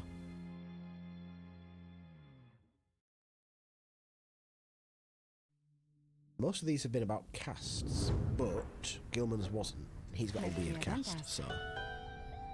No, that Sandra sure could use a massage or something. So angry, isn't she? So what's that you have there, darling?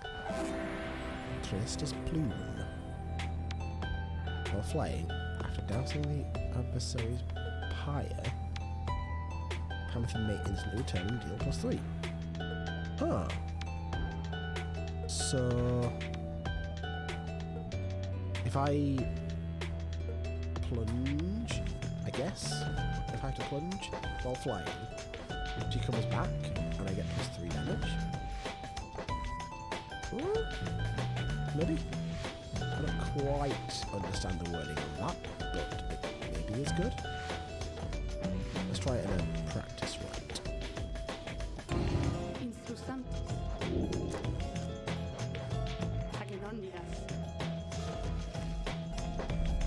Double check what that does exactly.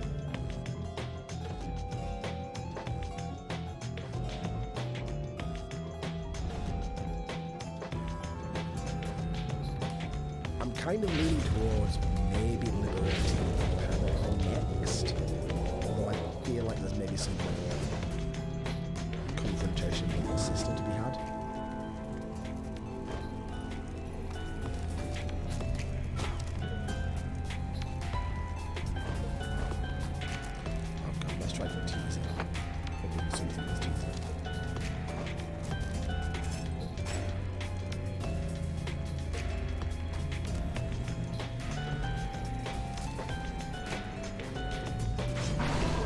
No!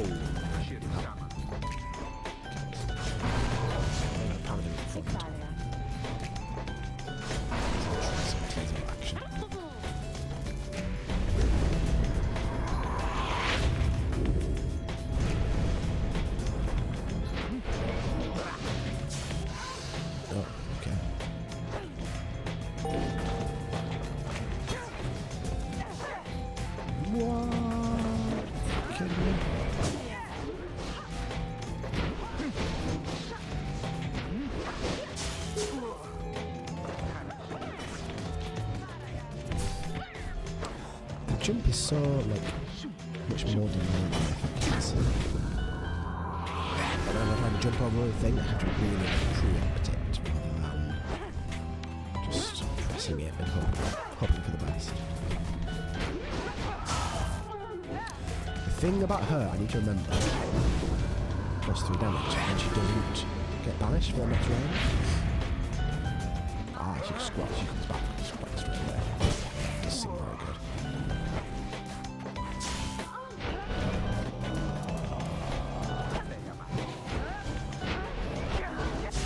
Oh, why did that not work?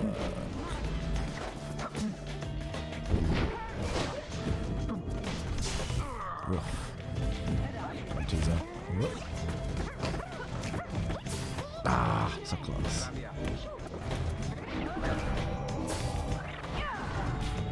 Ooh, why did that...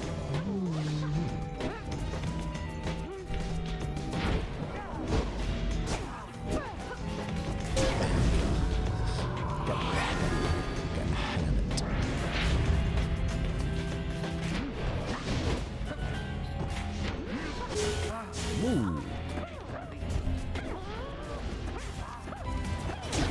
Oh, yes.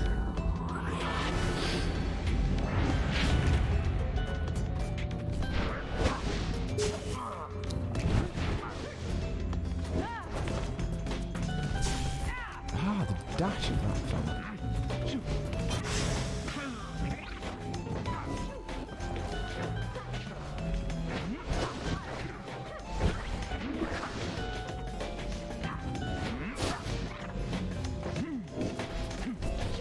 Oh, God.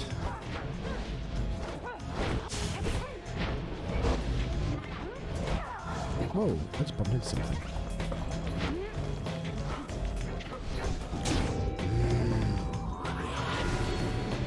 I tried to jump it, but I passed it and passed it back.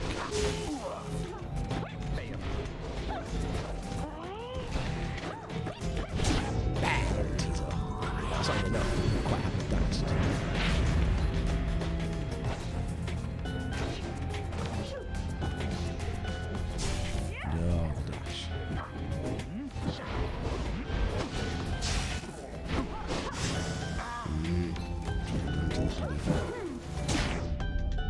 Trying to run to the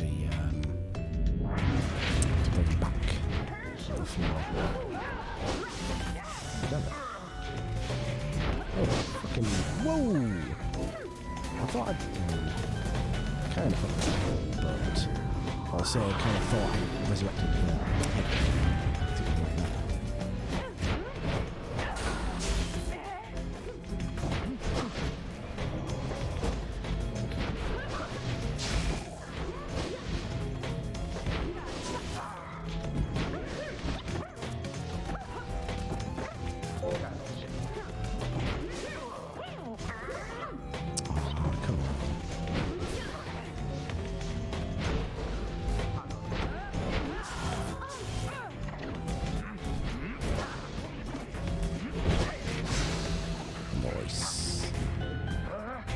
Right. Ah, how did I not hit the pyre then? You're joking.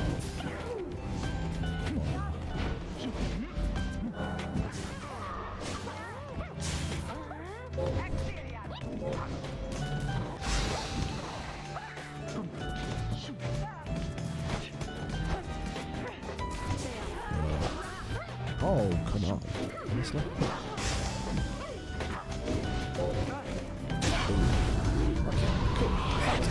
I did some fun stuff there.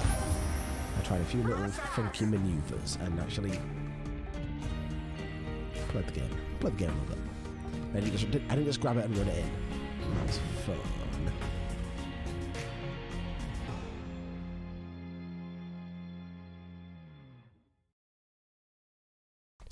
Her talisman doesn't seem that good though. Pamitha's talisman. It's like 3 more damage. She does come back, which is the better part of it. But I don't know. I feel like it'd be better to have something different.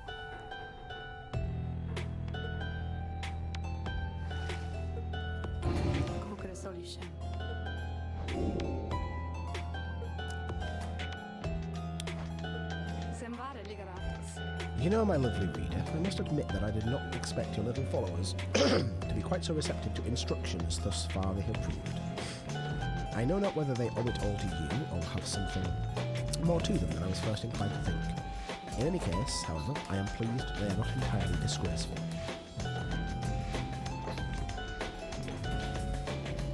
Hey, you can prove that. I like to keep my expectations well in check, seeing as I have been thus expelled until the end of time. So it is pleasant when those expectations are exceeded, if you know what I mean. Although I cannot quite recall when last that was. But the best part of all of this are those brief times in which you visit me in my domain. I know you cannot for long, this damned crystal in which I am enthralled shall see to that.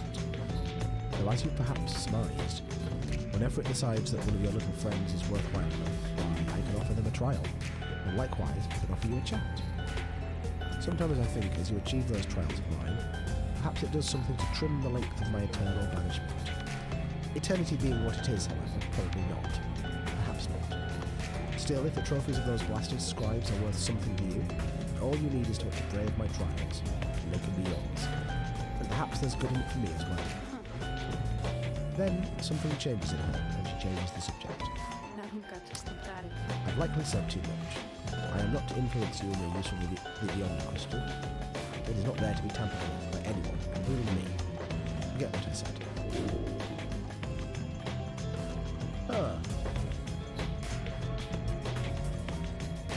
Why'd she get all cagey all of a sudden? Didn't say anything about suspicious, did she?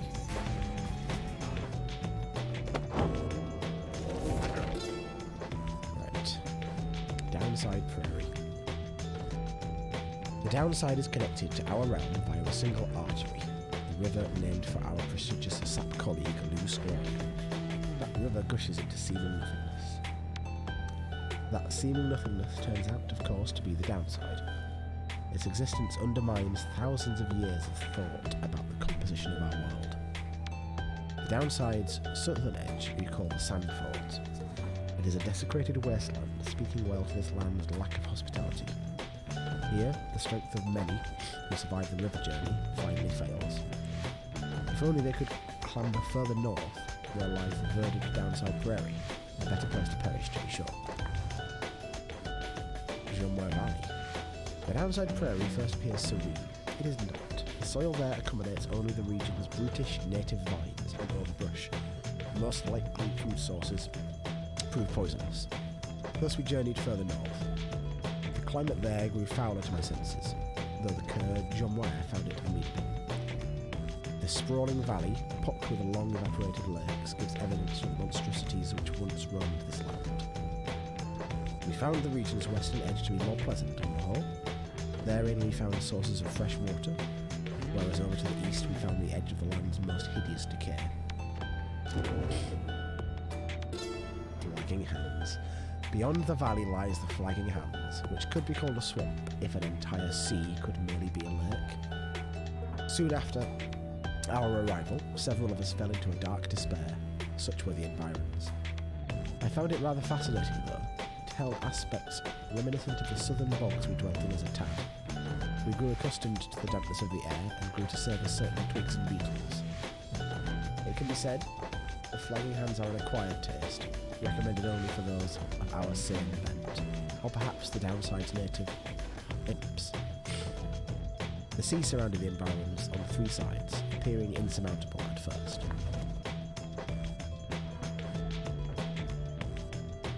Mount Elodiel. Gaining the summit of the sacred Mount Elodiel involved no small amount of sacrifice and sorcery in varying proportion. The mountain's energies were palpable, the sensation that we felt indescribable. The lands we stood upon were closer to the stars than to the world we knew. It was upon this highest point in all the downside that we first made efforts to concoct this tome, which you now read. It was there that we were stricken with a vision of the cycle of the rites, and felt together for the first a sense of freedom unlike any we experienced before. But that is a subject which our comrades shall illuminate in greater detail. Okay. That book there for now.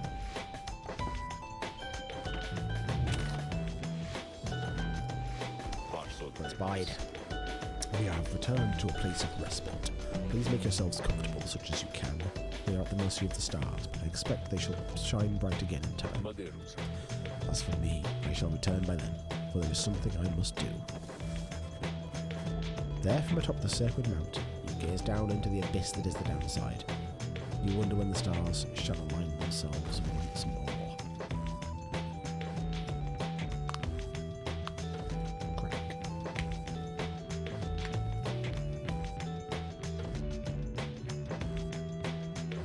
Well, this is interesting. I think, yeah, unless something... Oh, no, this is a button. I thought this was a loading screen. Let me read that. The plan of which you are all a part is set in motion. Commonwealth, a nation that stood almost for 1,000 years, is in turmoil. If your companions return there through the liberation rites, what sort of place shall they be going back to?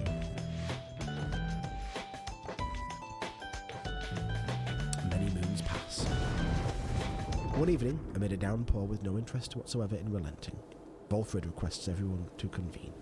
You understand he has an announcement of some sort. Soon, everyone is assembled, and Volfred regards the group.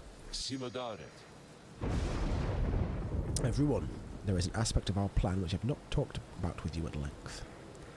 Look around at your companions. What do you see in them? He lets the question hang a moment in the air. I'll tell you what I see in all of you, in all of us. I see in all of us a living vision of the 8 scribes themselves. And now for something completely different. Hello there, King McEwen. Thank you so much for the raid. Hello, Nona is Nona, Life of Beard. Welcome in. Let me do the thing. Let me spell your name right. Hey, hey. Hello, Ricky Bug. Is my mic muted? My mic should not be muted. Can you hear me? Might be... No, it should be alright. Can you not hear me? Okay, you can hear me. You can't hear audio? Ooh. It might be on your end. I don't know. I don't know. Honestly, my computer does that sometimes. But welcome in, Raiders. Hello. Welcome. My name's Oscar. We're playing Pyre today. Toria Plum 13. Hello. Welcome. We're playing some Pyre, which involves lots of me reading. And occasionally I play some fantasy basketball, which is lots of fun. Welcome all in. Where have you come from? What have you been playing? Batman, King McEwen. I don't recognise your name. I don't know if I know you from anywhere. King McEwen. If I've seen you on another stream or a Discord server or something, or if you just wandered in from the cold and dark. Bubsy Plays. Hello. Welcome, guys. Thanks for coming. Thanks for hanging out and saying hi. I am in the middle of reading some very elaborate text, so give me a moment and I will return to focusing on chat. I see in all of us a living vision of the 8 scribes themselves, each one among them hailing from the different tribes which later formed our Commonwealth. My observation does not come from pompousness, I think. Rather, I believe the scribes themselves desired, or shall I say desire, such a course. Together they created all this ceremony of which we're now a part. The exiles liberated through their rights went on to found the Commonwealth, based on their values and teachings. Thus, an instrumental aspect of our plan is to embody the spirit and the culture from which the Commonwealth arose so many centuries ago. That way, when we are all united on the other side in solidarity, the people all shall see that we reflect the values they yet cherish in their hearts, not merely our own. Anyway, we are still missing one key representative on behalf of Molten Melith, and I happen to know a certain bog dweller who I think shall fit the part most splendidly indeed. Okay, no worries, King McEwen. It does happen. I have had that happen from time to time. Welcome in. Thank you for the raid. I appreciate it a lot, and welcome to everybody who is saying hello. You were playing Batman. I was asking, King McEwen, do I know your name from somewhere? Because I don't recognise it off the top of my head. Apologies. If I should know you from somewhere. But I don't know if I've seen you in a stream or on a Discord server or anything, or if you just wandered in via the meandering pathways of twitch.tv. But either way, thank you for the raid, and thank you for the peoples. I appreciate it. Yes, I remember you came in last week, but I didn't know if you'd come in from somewhere else before. So he is about to tell me what my bog dweller party member is going to be, and there's 2 possibilities. Don't think it's going to be Udmiltha. I don't think so. It's going to be Big Bertha, right? I'm pretty sure, unless it's going to be a new character. Because Big Bertha's like an associate of his. He motions for someone to approach. A certain bog dweller slithers forward. You recognise her straight away. It is my pleasure to introduce to you a dear old friend of mine, who I believe you've met. Welcome to the Nightwings, Big Bertrude. The bog dweller called Big Bertrude utters something guttural by way of greeting. We are to understand that ye require further aid from us. Yes, dear Bertrude, the time has come. Gertrude here is far and away the most accomplished alchemist whom I have ever met. You soon will find that she knows much about the rites as well. Gertrude looks at you and your fellow exiles, each in turn. They frighten ye, apparent. Everyone is silent as Gertrude searches their expressions. I'm curious as to what this is. Are these like weird, kind of transparent horns? Like glass horns? Or is... Cause I kind of thought that was gas at first, like some kind of stink lines, basically. But it kind of... I'm wondering if it was meant to be horns.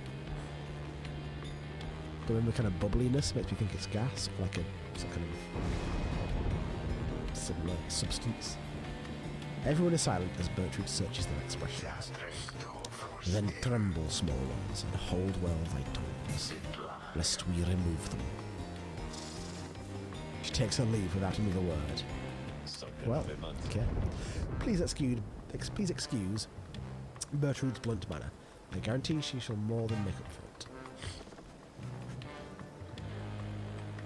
Everyone disperses. It seems now that the ranks of the Nightwings are complete. Okay. Now then, my girl, perhaps you notice that the stars are bright once more up there behind those stubborn rains, meaning it is time that we got back to business. Conversation and gameplay from last time inspired you to keep an eye out. Yeah, so do you know Supergiant games? Have you played their other ones? I mean, Hades is their well-known one. I'm pretty sure I mentioned this last week. But Hades is their recent most well-known one. But their first two were Bastion and Transistor, and they're both brilliant games. Really, really good. Like, kind of much different from this. Very action-oriented, sort of hack and slash. Yeah, play Bastion, yeah. I mean, these guys are one of the best game developers I've ever seen, honestly. Like, Bastion was one of my favourite games, is still one of my favourite games of all time. And Transistor, although I only played it recently, is like on the same level as Bastion. And then this is so wildly different. I've never seen anything like it. It's so clever and it's so unique. And the writing is so good. All this text is just delicious. And then there's Hades, which we all know. We all know how good Hades is. And I haven't even played Hades, and I know how good it is. Yeah, I would recommend this. It's lots of reading, and it's lots of, like, it's an odd thing. But if you don't hate the idea of reading lots of text, I think it's worth playing. Yes, we lost a treasured team member, and actually, just now, just not, well, 10 odd 15 minutes ago, I was dicking around with some of the stuff. We did lose another one, in a good way. We liberated our Kerr Rookie, who is one of the other three original party members that we encountered. So Jadariel was last week, and then Kerr, yes, to their freedom. So what happened today was pretty disastrous, to be honest. Last week, I played one match after I liberated Jadariel, and I won it. It was pretty easy. This week, I played 2 matches, and I lost them both. And then I came to the Liberation Rite, which is where you fight for your freedom. And I was really trying, and it was a little bit close, but I managed to do it, not too much trouble. So Rookie is now free. He's been sent back to the Commonwealth to aid in the plan, our glorious revolution. And so we are beginning another cycle, so we have to do a bunch more of these rites, these matches, and then we'll get to do the Liberation Rite again. But the cool thing about this is the way that it works is when you win or lose a match, it's not like a failed state, it just changes the bit of the story, and you get new cutscenes and things. The only thing is the Liberation Rite, if you lose that, I don't know if it's going to let me lose it and then continue playing. I assume so. But if I lose, then the other team, their character gets liberated instead of mine. And that must have some big story implications if it can happen. So I'm very interested. I don't want to lose one, but I'm very interested in seeing what happens if you do. Indeed, once more, several stars shine bright within the cold and storming sky. So we're choosing our next match now. We're choosing our next opponents and location.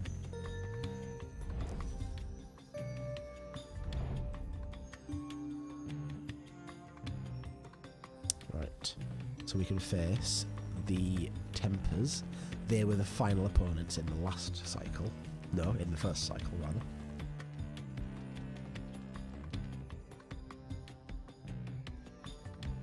we can go for the Chastity. They were really tricksy, but they weren't too hard. And then their leader is like a bit of a douche. Bit of a butt, if you ask me. And then there's the Fate. Oh, I like the Fate. I mean, I don't want to like pound them into the ground every chance I get, but I do like meeting them. So the Essence are now in the lead. So we lost to these guys, and before then we lost to these guys, but we just beat these guys in the Liberation Rite, so they've dropped way down to the bottom.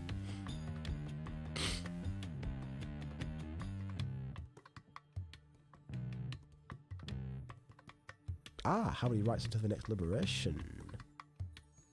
Cool, so now we know that we need to do 3 rights until we get the next Liberation Rite. So, who've we got here? The Fate, the Tempers, and the Chastity. I mean, I want to go meet the Fate again. I feel bad for them because, like, I've beaten them twice now. But I don't know. I just want to go say hi to them. You know, they're good boys. Dogman and his human son.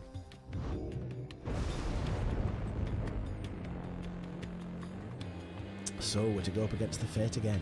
Adversaries or no, I hope Dolbert and Ulmer have been holding up. Seems they've been through quite a lot.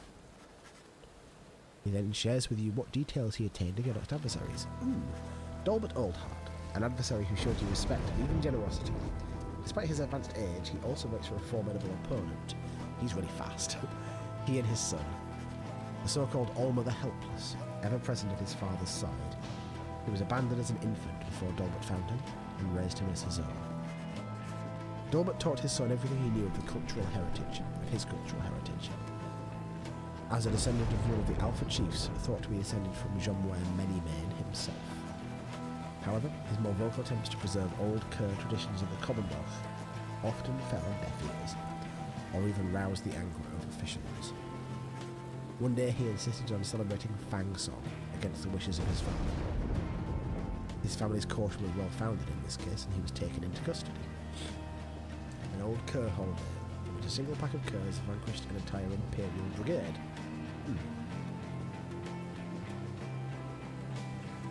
And Jomware's Jaws and Jomware's Many Manes ran red that day.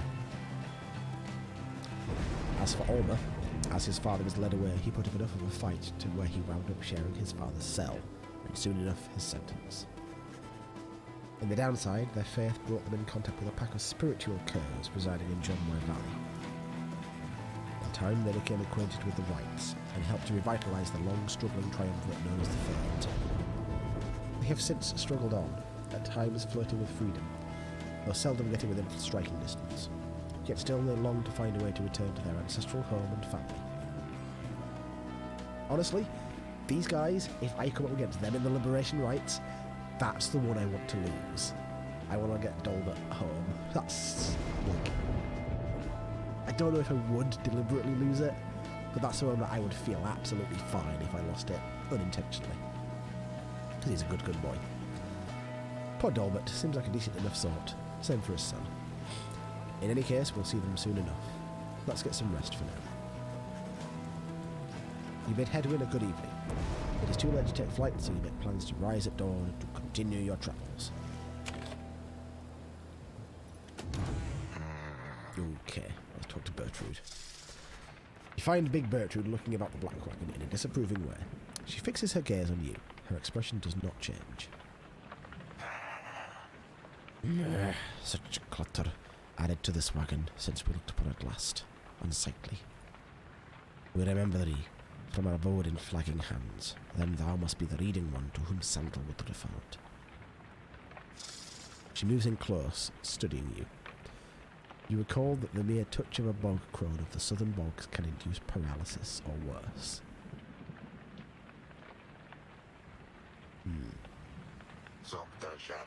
But one such as thee can extract meaning from that tome. 'Twas a feat we wished to witness for ourselves. The flesh has seen but the smallest fraction of the years which ours withstood, and yet we are expected to believe that thou canst understand the Book of Rites.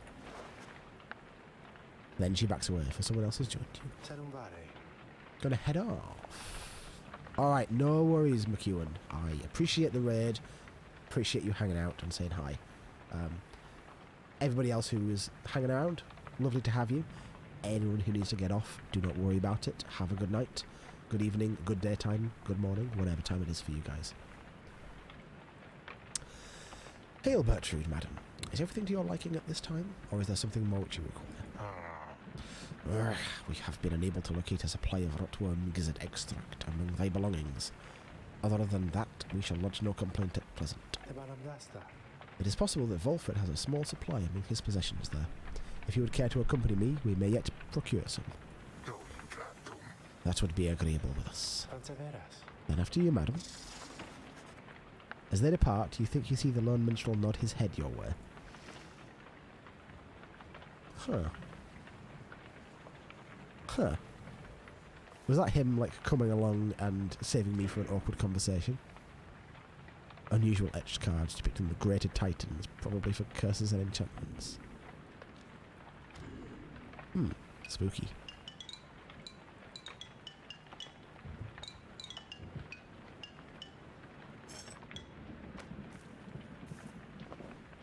Okay, nothing else fancy going on in here? Click on some drive imps.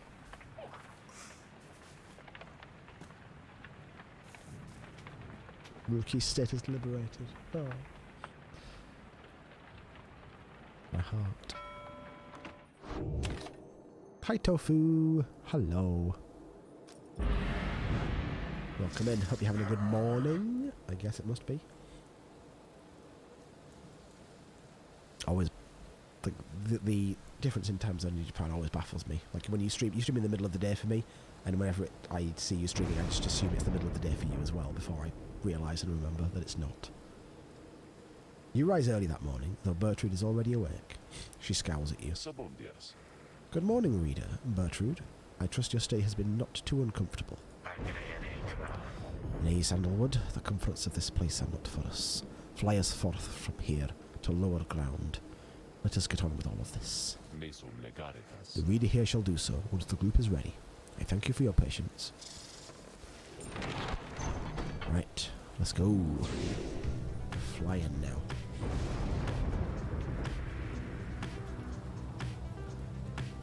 You starting work again? Yep. Not to worry, happy to be hanging out in the background there. Hope work is not too bad, for the moment at least. Soaring far above the Sclorian shore, you notice Pamitha gazing down at the frozen cliffs below.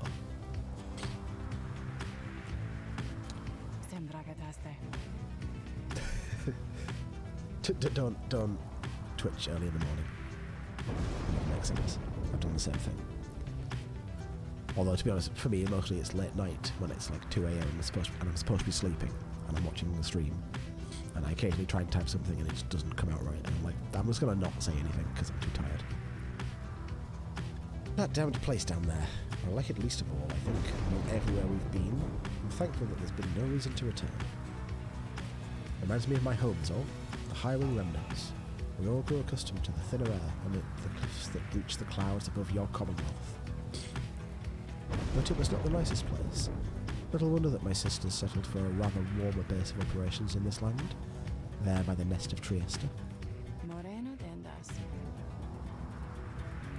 Anyway, I'm pleased to have to spend as little time as possible near here. Let's fly on by and go about our business.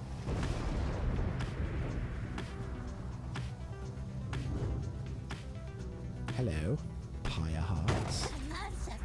Oh, no, not you again. This is really going to hurt again, isn't it? Just leave this wretched knight in peace. He wants nothing more to do with you, so go away. I kind of want to encounter them again, in a right, just to see what their whole deal is. I believe Gilman will have some words for them.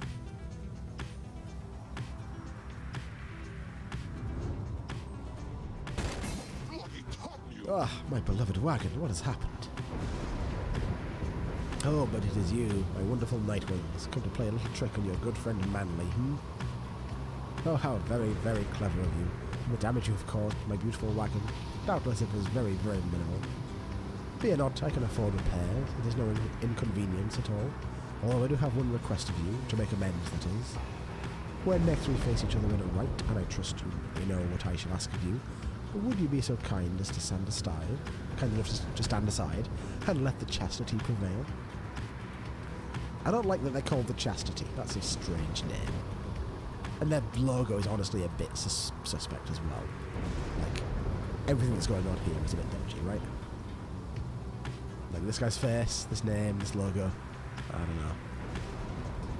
Then we shall call it even, and when I return unto the Commonwealth, I shall see to it that you or your loved ones there are suitably rewarded. Now ta-ta.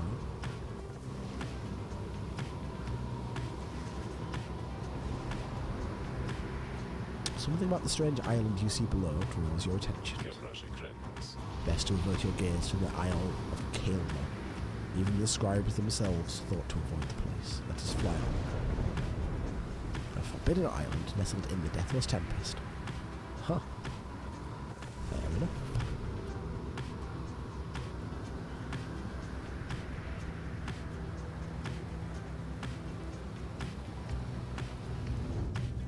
Hello, what was the essence? Oh, let's bump into them. Sisters, we are under attack. Hold, no, we are merely being mocked. By none other than the Nightwings. Mock us all you wish then, wastrels of the Commonwealth. The sight of you in that utterly outlandish wagon, your mere existence is an affront to the act of flight. Would that my sisters and I could soar tireless and free as once we did, but nay, we must resort to such ignoble means of travel such as you. Now stay away from us, lest our vengeance should extend beyond your Commonwealth and become much more personal in nature. Bump.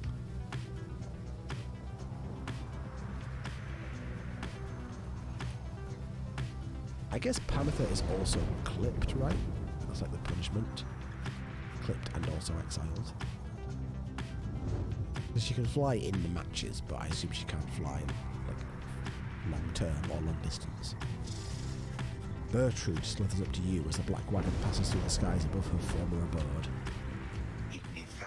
Our kind who lurk below. They would scarce believe we soar above them now. We told them when Sandalwood came to fetch us that we shall not return for some time. Our most accomplished labourers, with whom we shared so many moons in exile, we trust that they shall carry forth the reputation of our services. For we taught them all we know. She seems almost nostalgic as she lists off the various services provided at Big Bertrude's.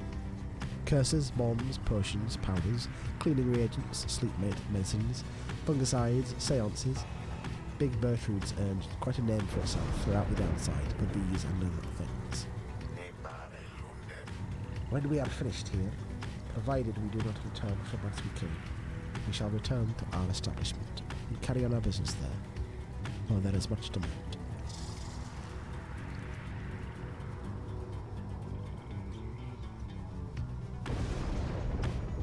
I'm very interested in seeing Bertrude's story then. Even if just because she's so standoffish. Hello, withdrawn. You can hear the angry hissing coming from Udmilda all the way from your position. You think mayhaps the skies belong to ye? Foolish. The skies and everything above them and below belong to the astral born. Ye shall be smitten from his skies on his awakening. Now begone!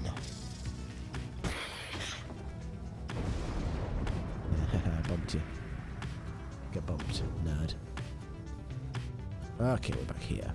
Where can we land? Can't land here. Nope, I can't land here. Is it just darker because it's at the bottom of the screen? Ooh, Pamitha. Let's go with Pamitha's route.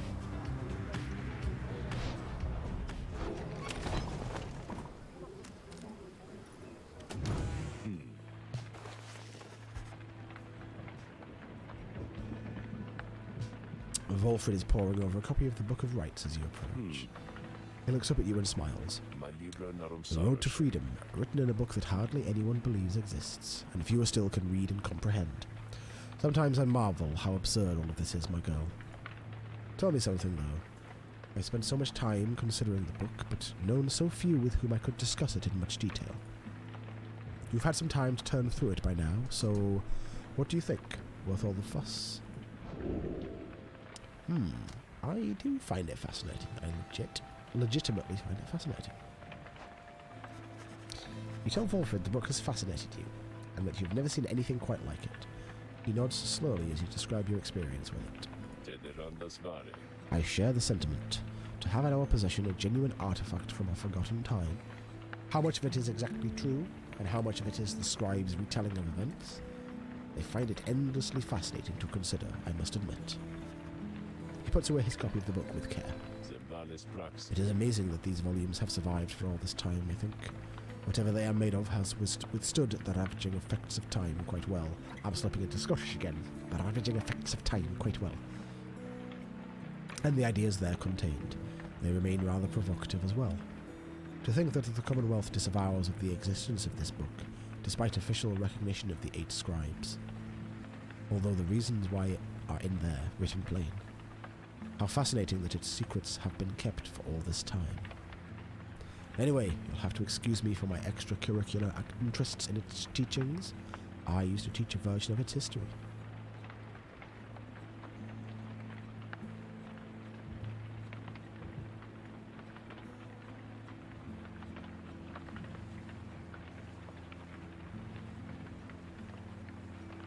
Oh, the sneezes.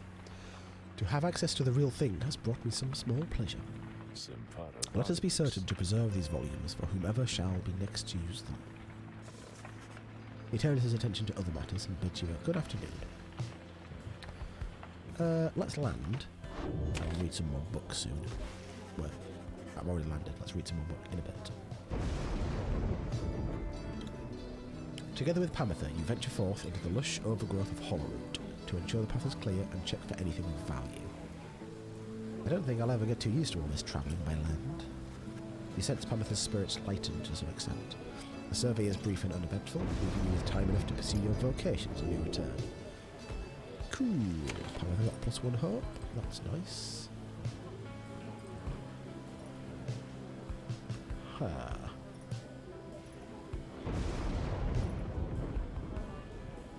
I could get +1 glory. Consider it, but I don't know.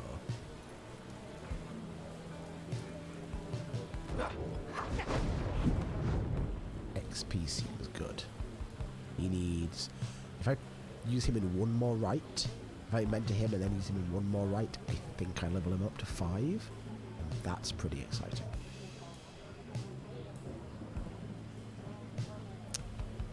Meh. 50 away from leveling up. Maybe. I might do that, to be honest. Tizo I could level up.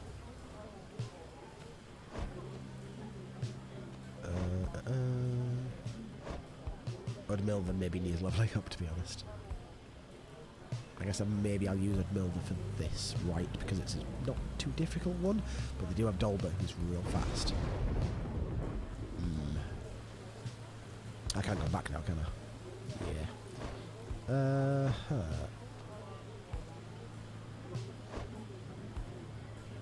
I'm gonna level up. I think. Wait, what do we get from these? Jump's father is real good. That, yes, I remember that was the one I was looking forward to getting. We'll level up there. You were teaching me more about the rites. You and May spend some time reviewing some of the specific aspects of the rites, such as the properties of the aura. You sense she gained something from it. Nice. I feel so overwhelmed, I think, because the scribes, I think they speak to me and lift me up whenever I begin to think that I am going to fall. I mean, this one, right? Long jump is good.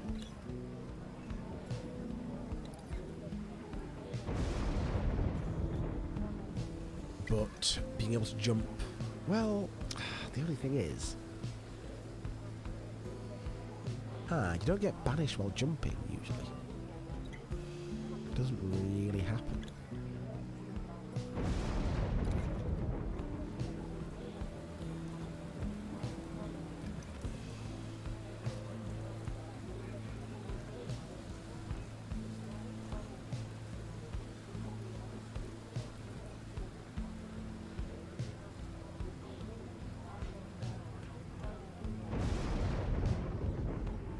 Oh my god. That's really good. How did I not notice that one? I'm gonna go for the jump. Because I do think she's very strong. If she could jump further. It's like Ruki could double jump, and that was really good. So if she can have a power jump, a long jump, that seems powerful.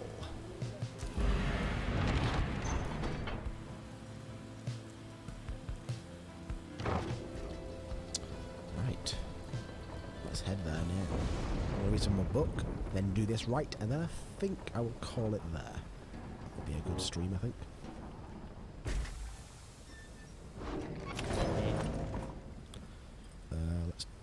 Let's do this first.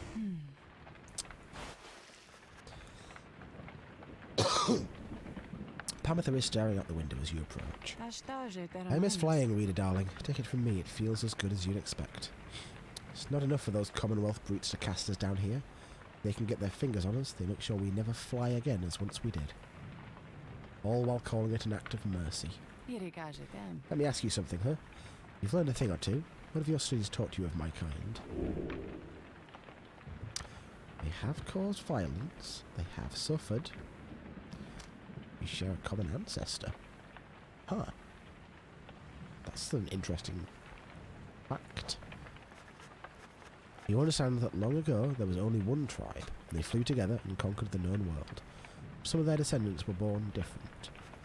These wingless ones had little choice but to tend the land with their hands of flesh. Over time, the wingless were disavowed, abandoned. It was said that they were born under dark stars. In time, they formed the Empire, and they fought back. Not all the winged and wingless were at odds, and famous harps, such as Saint Triesta Tithys, proved kinship could be possible. Nonetheless, old hatreds are not easily assuaged. This is fairly accurate to our account of things. So in a manner, you yourself are sister to me. My kind certainly aren't known for their good sense of humour, I can tell you that. My little tongue got me into no small amount of difficulty till I learned to keep it well under control. The mountains I come from, the views there certainly are something, but there's a bleakness to it too, being surrounded only by those consumed by the desire to avenge. We're very proud like that. Everybody vying to be the strongest, to kill the most of you. That way we might just get a shot with the prince. Continue the line, if he even exists.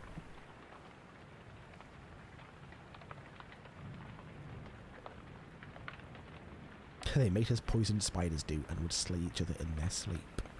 That sounds like some Commonwealth or Empire propaganda to me. Imagine that being the best case scenario, darling. She shakes her head. Anyway, I was just thinking I'd rather enjoy the travelling we've done. A change of scenery does me some good. Perhaps I'll stick to wandering after all this. In fact, I have a fancy for some wandering right now, if you'll excuse me. She heads out of the wagon and into the rolling hills of Downside Prairie. Right, let's read a little bit of the book. We've got... So I read this one. The serpent titan Gandroth turned to brittle stone not long after his death. Of that you may be certain. What remains is a flat, elevated basin that stands us closer to the heavens. Upon the fallen Gandroth's hide, the stars themselves are light, and you shall know you stand on sacred ground. We set the metal sigils, lit the candle flames, and we emblazoned on the rock-like forms the sigil of our passage to and from this land. And then the stars themselves, they did reply to us. They sang, shining bright, their voices loud and clear. We understood their cadence, and we knew how often to return.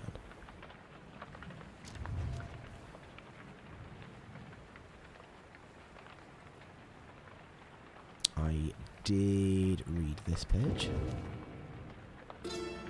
That's a new one. The Pit of Malif.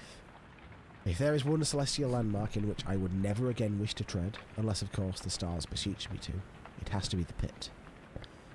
'Twas dark in there beyond all reckoning. If not for Milith's sorcerer's lantern, all of us, we would have been lost.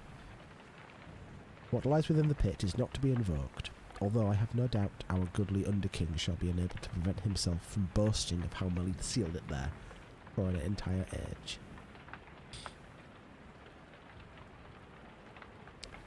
That's meant to be Islak, right? That's what the is buried under the pit, under the flagging hands, I think.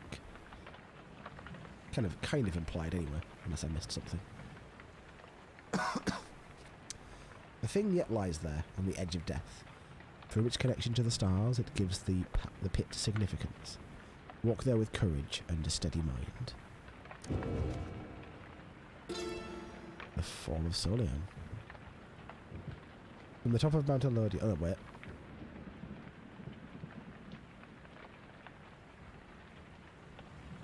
No, this is new. From the top of Mount Elodiel, the downside may be seen in its entirety, or at least felt, since so much of the land is shrouded, but that is hardly all. Through a wondrous miracle, there lies upon this highest mountain an inverted fall, whose waters crash not towards the sea, but rush towards the heavens. We speculate these are the very waters which delivered us, but now bend backwards, seeking their return, as do we all. In this phenomenon can freedom be achieved, but only for the chosen, when the time is right. This is a path to freedom we cannot traverse, but shall leave open for you so that you may strive for it.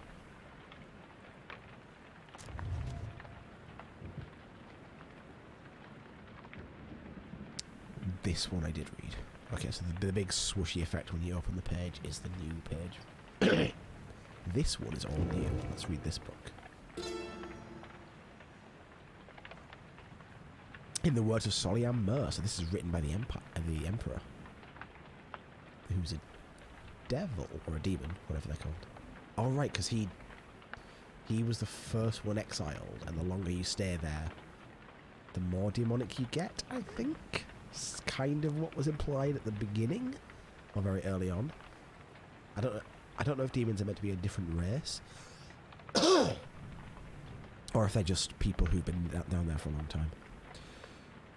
With these blackened nails do I hereby inscribe the rights of flame.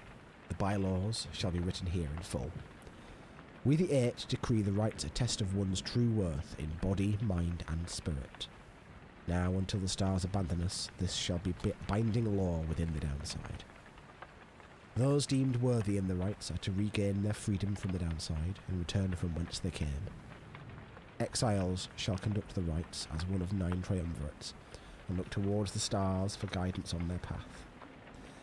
Exiles who shall bear this book as status. The essential structure of a rite shall be as follows.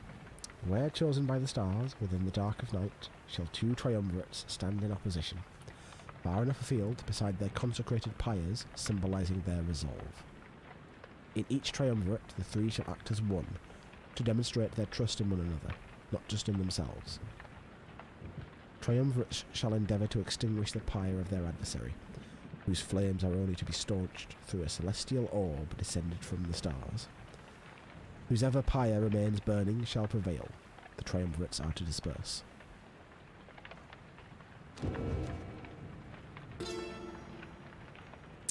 We the Eight have seen the turning of the stars from now until the ending of our age. Heed their guidance and ours. The stars take many cyclic turns. The rites commence at their behest, upon celestial landmarks where the downside's greater titans fell before the heavens. Bearing this, the book bestowed upon the triumvirate, your triumvirate, you, the reader, shall perceive under which stars you are to congregate.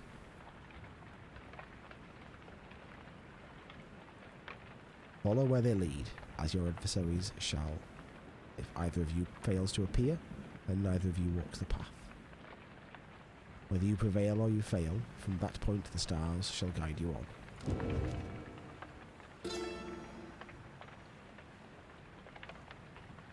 The rite shall not commence unless the necessary preparations are complete at a celestial landmark, ere the stars align.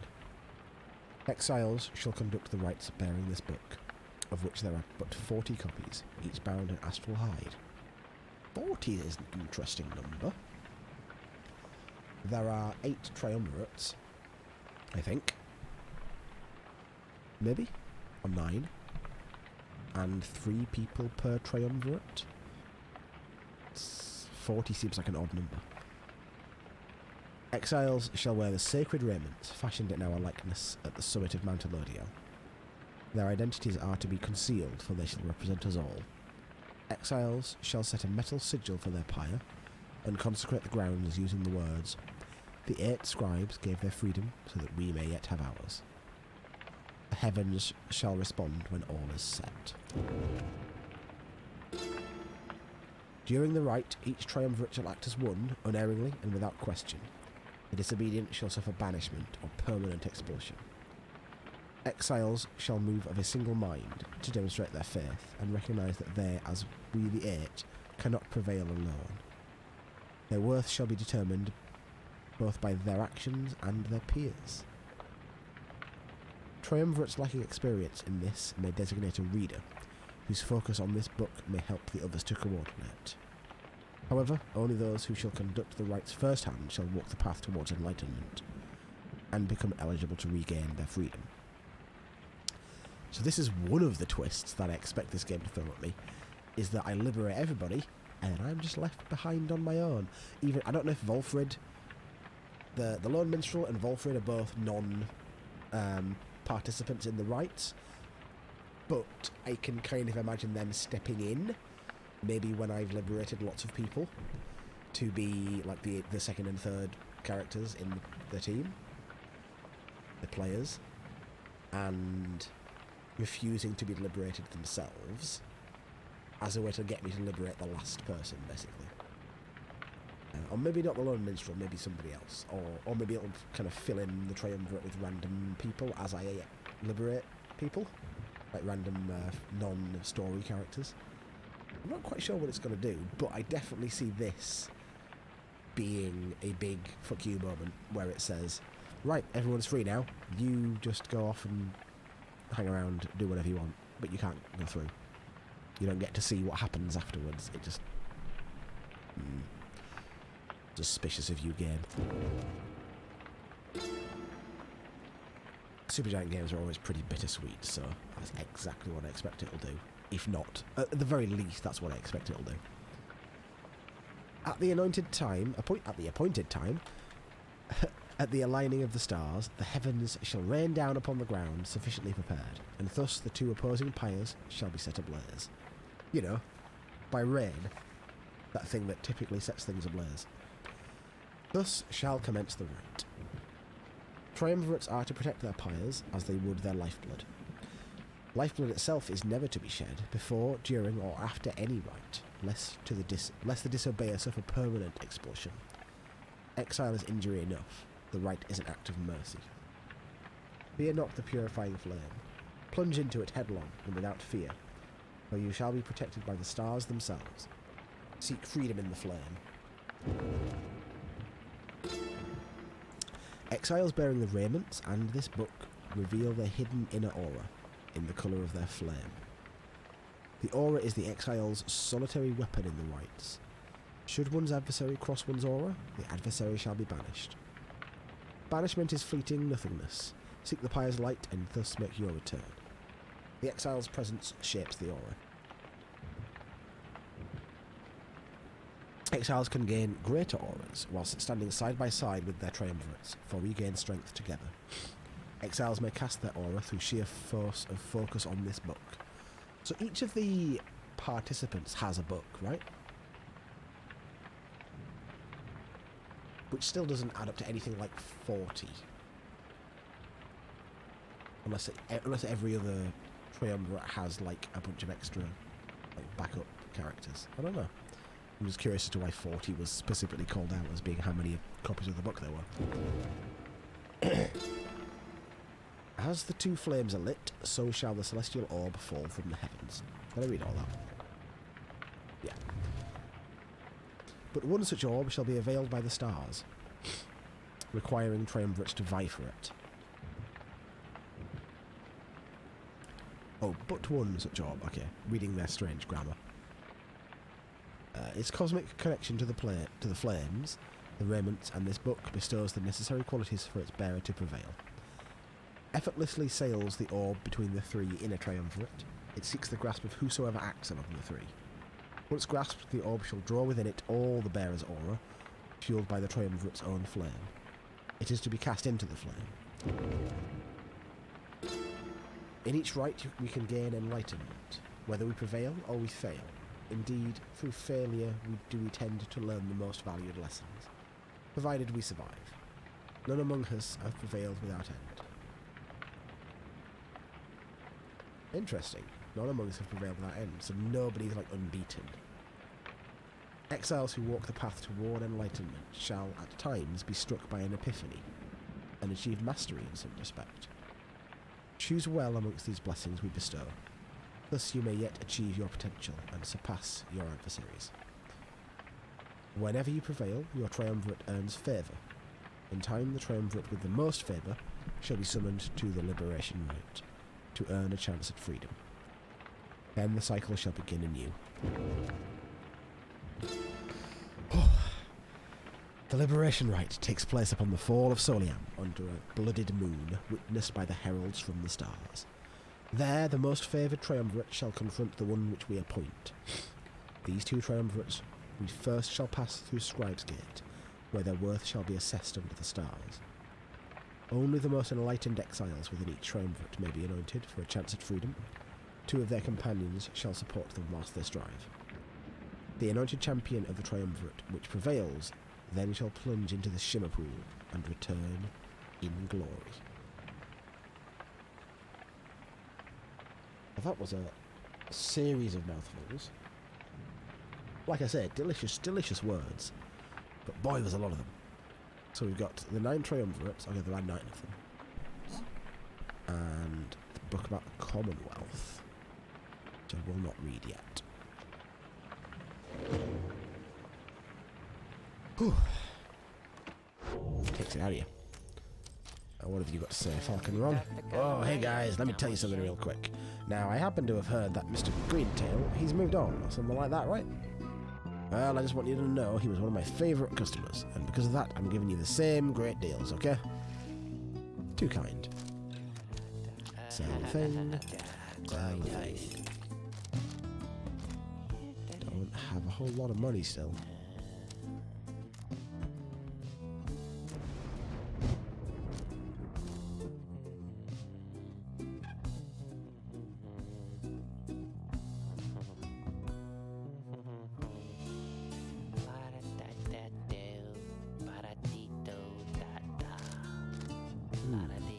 Right, I can get some Stardust, a +3. I can't afford the +4. But I guess I'll get this. See you guys again sometime soon, maybe. Okay, because I gotta say, you are my favourite customers I had all week.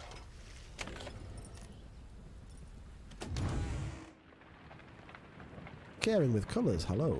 Enjoy the rest of your stream. I'm guessing you came in with the raid and you're saying goodbye, in which case, goodbye. Thank you for coming. And thank you for lurking for a while.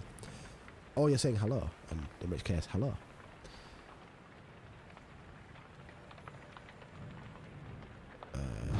Right, time to upgrade some stuff. I am going to use Headwind for this. And maybe I'll use May as well. No worries, colours, that's absolutely fine. Lurkers are good people. And I approve of such things. Streams. Interacting in streams is effort. I totally appreciate that. Thank you for staying around for a bit, and thank you for saying goodbye.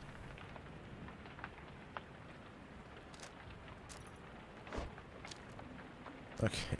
What am I doing with this?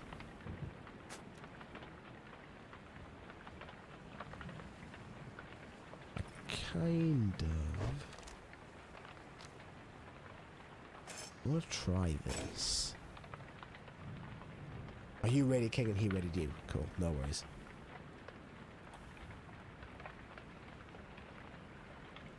Yeah, I want to try this Kael'ma's Amulet because it could be really cool if I can figure out how to use it properly.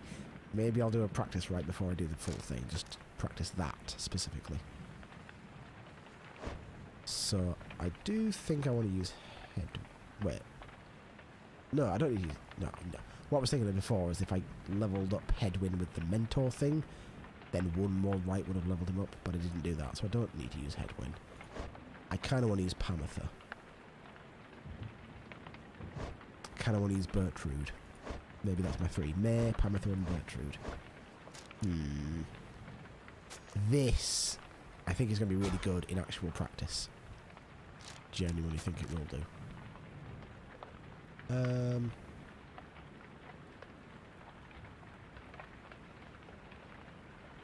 That's +3 to +3 doesn't change anything about it, does it?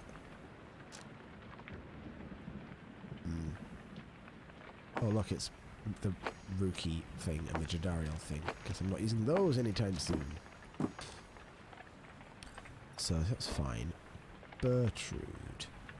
I should really do a practice right because I don't know how she works very well. I've seen them, but I don't know how they feel. Launches forward across great distances, so they are meant to have a big jump. That's good to know. I could give her quickness. That's pretty good. Plus an extra 1. Could give her 6 presence.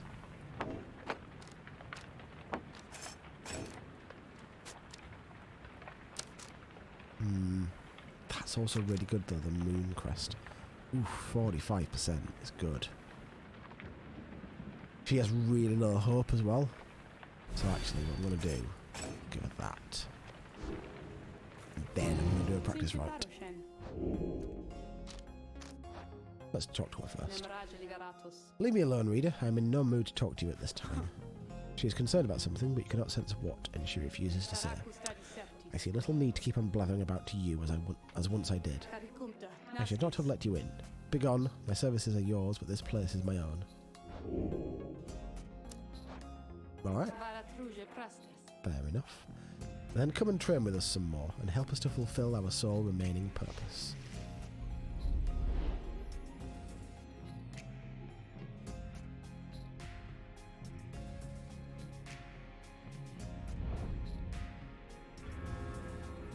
So May, Pamitha, and Bertrude. I was about to say Nova, that's not her name.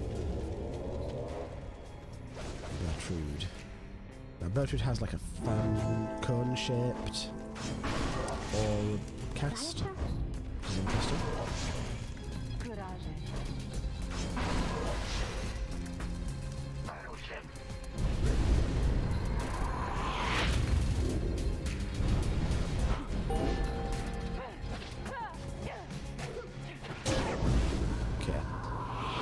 She flies real fast, so getting her to plunge is going to be...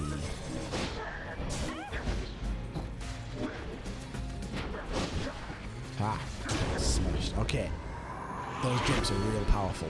Oh boy.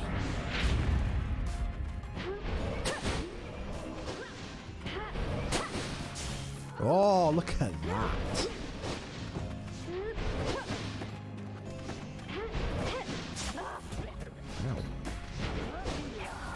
Oh, look at that beauty.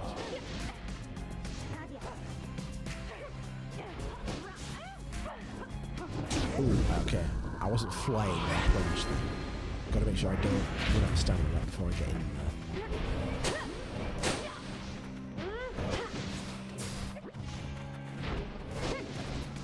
there. Ooh, that jump. Meh.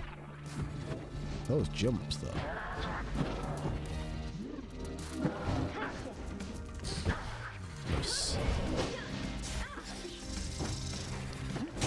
God, her jumps are mental. Okay, I've got a jumpy squad here. I've got a very aerial-based squad.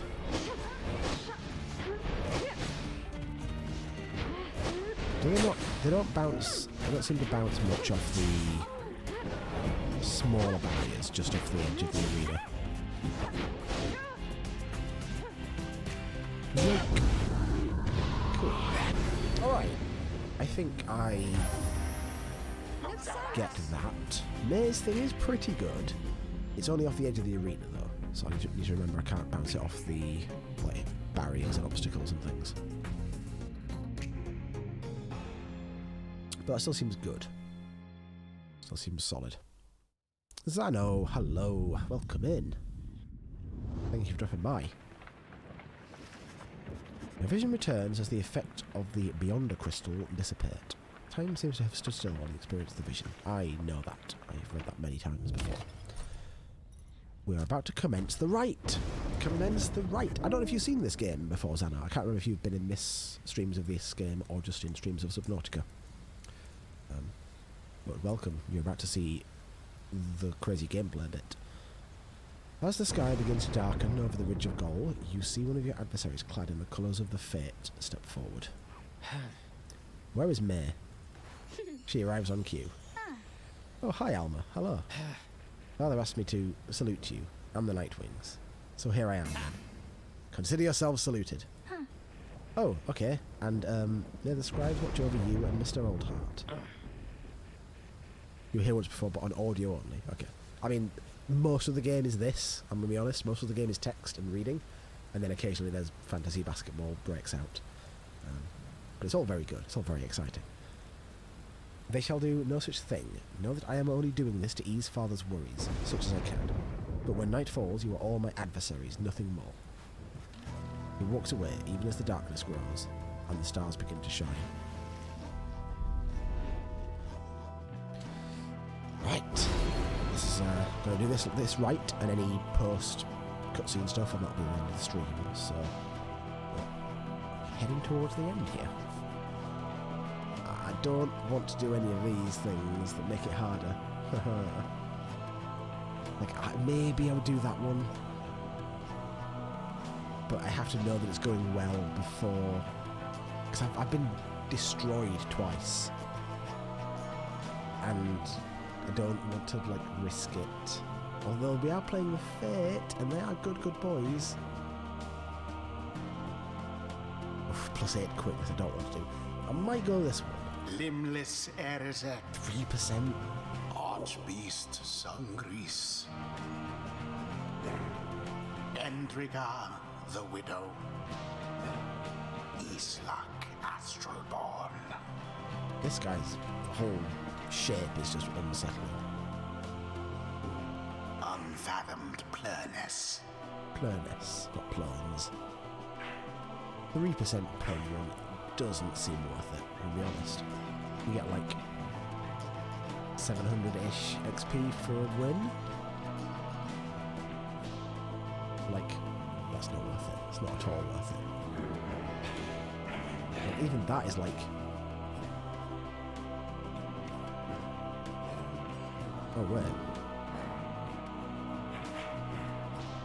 Oh, that was plus 10%. Okay. All the others are 3. And that one is 10. But that one seems so bad. I bet that's really awful to play against. If I get really, really good at it, maybe I'll try them. But, based on today's performance, that is not this day. We're not quite at that point yet. The much vaunted reader has returned, and it would appear her ranks grow stronger. Ooh, the slim Consorting with the bog-crone Bertrude, are we? How very strange that you befriended her.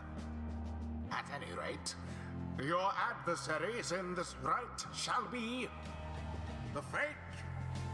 Put out their flame and walk the path to liberty. Okay, let's do it. Now, Dolbert is real fast. Have to remember that. Hail once again, O Nightwings. My son Alma tells me you have treated him most graciously. For that, I am most grateful. Father, I said no such thing. But as we all know each other well now, I suggest that we dispense with further interactions for the time. We must not let our hearts take sway when we are here to honour the scribes. May listens intently to all this, then... Oh, you are right, Mr. Oldheart. I never thought of it that way, but you are right. Alma, when all this is over, someday not too long from now, and the scribes are satisfied that we have served them well, then will you be my friend? I don't know. Okay, I know you mean that too. Until then, may the scribes protect us all. May the scribes protect us all. Man, she's so irrepressible. I love her. Hello? Oh, after you. Oh, this is the practice with Bertrude session. Hold a moment, reader. The crone Bertrude slithers forth, wearing the raiments of the rites. Now that Bertrude is among our ranks, it would be best if you became familiar with her repertoire. We have no obligation to make use of her abilities, of course. Good Bertrude, please show the reader something of your aptitude. We expect thou shalt be soon inclined to bring our sorceries to bear. Long have we studied these rites of thine. Let us show thee what we know of them thus far. So, she moved. She jumped real far. Shows herself in full.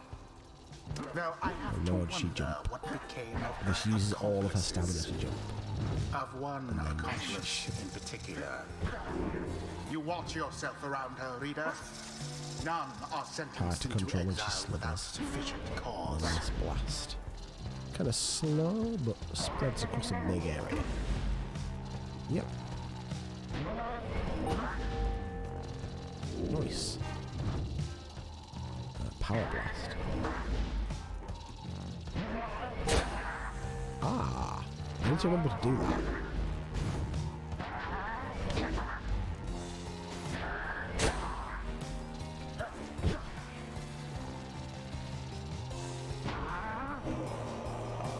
Look at that animation.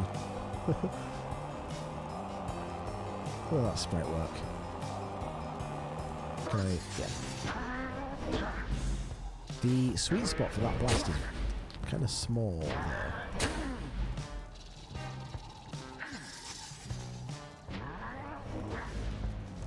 Feels a little bit hard to hit it. Yeah, it's really hard to hit it actually.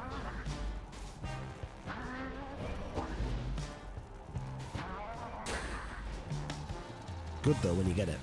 Quite a big improvement. So good improvement. I wonder if that's one of the things that's been catching me out in the matches that I've had trouble with. There's been people doing that. And like hitting me from much further away than I thought.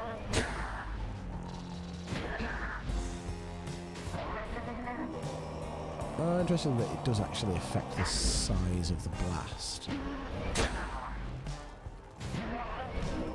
So, and a fully charged one is pretty much the same as a power blast, but it's quicker. Power blast is quicker. Okay, and I was planning on using her, so that was quite useful. Now then, reading one, know that our freedom is of little consequence to us. We side with you because of Sandalwood, because of his plan. We shall aid you in your rights, and we shall aid you in that plan. Thus we are at thy disposal, and await thy bidding. Interesting. So she doesn't want to be free necessarily. I'm back. Sorry I'm late. I'm ready now to do my part however I can. Who shall stand together here? What have you been doing?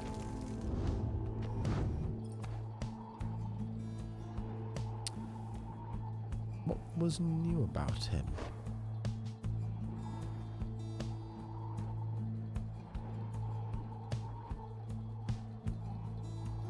I thought I already had this. Oh, I guess no, this is the first time I've seen them since then, so the story that I've unlocked is only showing up now. Okay. But I have already witnessed it. Right. May. Shiru-sama? Pamitha. And Bertrude. Let's see. Bertrude, it is done. Oh, I'm ready for them. Let us stand together now, my son. Father. Always, father. I am ready. This imp? What is this aura? I didn't check that. What the fuck is this massive aura that this imp has? This is Jadariel's aura.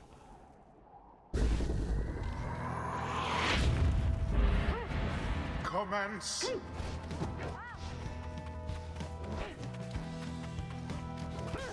Oh, the jump. Poor little girl. Ooh, that dash.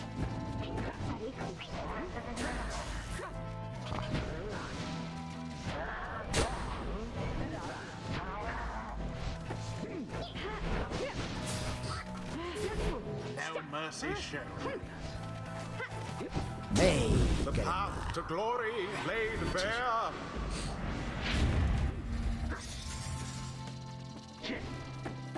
Oh, this... Oh, Dashing. you poor thing. Oh.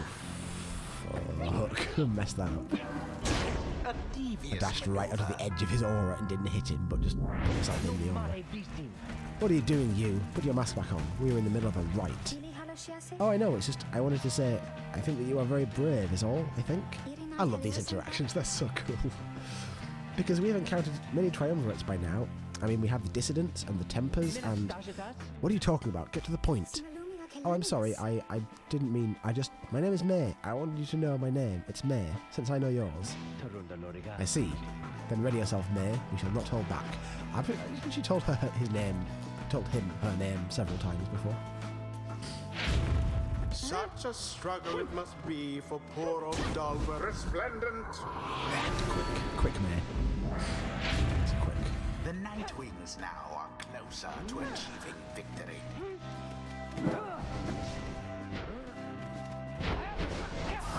Out with you all. Ooh, buzzer. Well, fuck.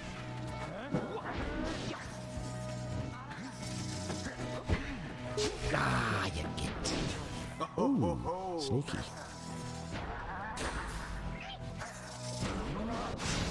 Ah, damn it. Okay, Panther, come back. Quite Oh, foul that imp! for the That imp and his Nightwings. gigantic aura. What the hell? The orb flies true. Hurts me. You seem unable Get to him there. stop these people. Ah! Well, now I missed that was Pyre. exciting. Udmilva's like kinda slow, kinda hard to do like stuff. Oh, she's fucking good at jumping though. That's what screwed me when I fought the withdrawal last.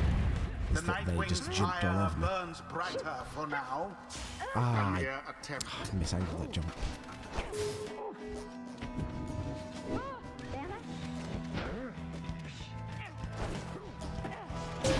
A blow against the adversary's fire. One more dunk. And she comes back now Now go because... on just once more. Oh, this imp! Okay. Whoa, what happened? Ah, I was splitting. Oh my god. Oh, Bad yes. for that one. That's perfect. No, I tried to jump. Oh, look. No, oh my god. Like, my reaction time with the jumping. Either I did it. It is done. Every time, like, I get hit right as I jump over a blast or an aura, it's like Their just not in adversary is time. confidently thwarted. That's pretty good though. I pulled up some like kind of cool moves. The in that right one. is ended. Getting better. Boundless are the teachings of the scribes. Poor Teaser. I'm just never going to use Teaser. He seems really fun, but he's hard. He's hard to use. The ancient crone called Bertrude opened up her eyes. Just as our grasp of ancient sorceries grows stronger still. Ooh, what's her stuff? Less... Okay, it deals more damage when you're behind. Okay. Oh, while you're winning. Deal more damage when you're winning. Okay. Oh, I see. And then what have we got? A wide angle. Vanishing a larger area. Okay. Charge up time is reduced. That's kind of cool. Her blast is pretty good. It is pretty, like, nice to cover a big area with it. Ooh, that's really good.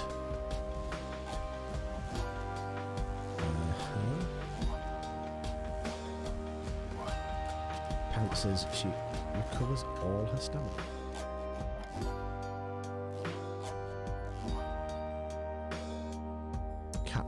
crinkling something fierce back there. Pounces at an adversary, she recovers all her stamina. That's really good, because you can just chain pounce, right? Just jump, land on someone, knock them back, jump again. While Slithering uses less stamina and moves faster. Pretty good. After saluting adversaries, Bertrude turns them into fast-moving howlers. What? I don't know which of these two I like. This is really good though. -10, like halving their damage. Or like the big hitters like Udmelva do 30, but they'll do 20 instead. That's a lot of like leeway you get there. But pressing the advantage seems good. This seems good. This seems weird. Maybe that also seems good though.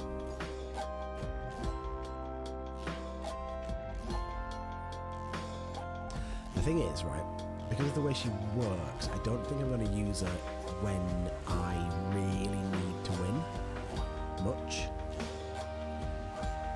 I think I'm going to use her in the easier fights, which means I'm going to go for this tree. The secrets of the wild The logic witch might be a bit revealed. weird and self-fulfilling, but yeah, the way she moves and attacks is a little bit awkward for me. Until the next round. We will see.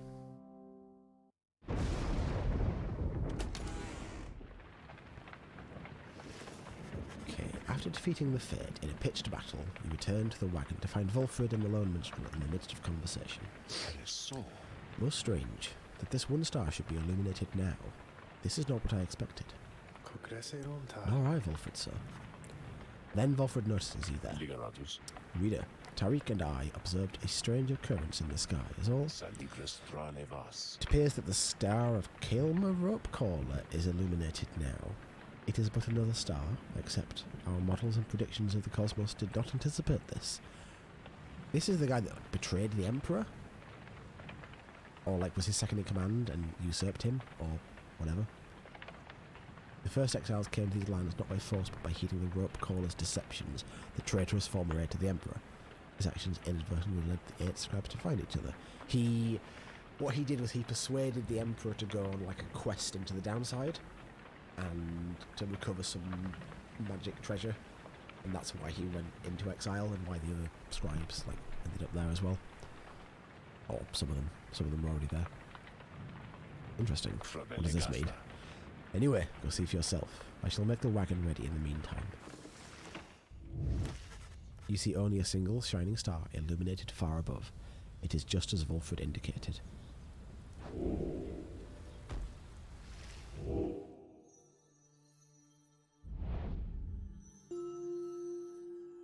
It was Kaelma's Isle that I went past that they said don't mess around with.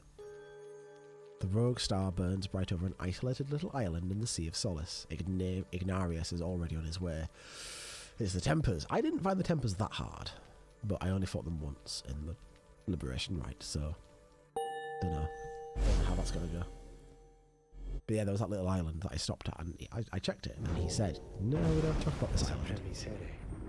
Then we are summoned to the Isle of Kaelma, deep within the Deathless Tempest. Have you been there before, Tariq? So long ago, I scarce recall the time. Only the scent. It is the place from whence the creatures native to this land sprang forth. Reader, let us not concern ourselves with superstitions held about that place. We'll set forth at dawn, and soon see for ourselves what to make of it.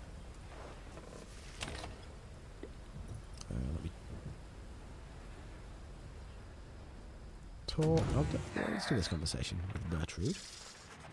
You find Bertrude asleep, or perhaps in a deep trance, or even you sense nothing from her. Hedwyn notices as well, and joins you to check on her. I haven't seen her like this before. She's barely breathing. She's not responding. He leans in for a closer look when... Halt then advance, knave. Voice. Didn't quite come out right there. Dare thee to disturb our slumber. I am terribly sorry, Bertrude.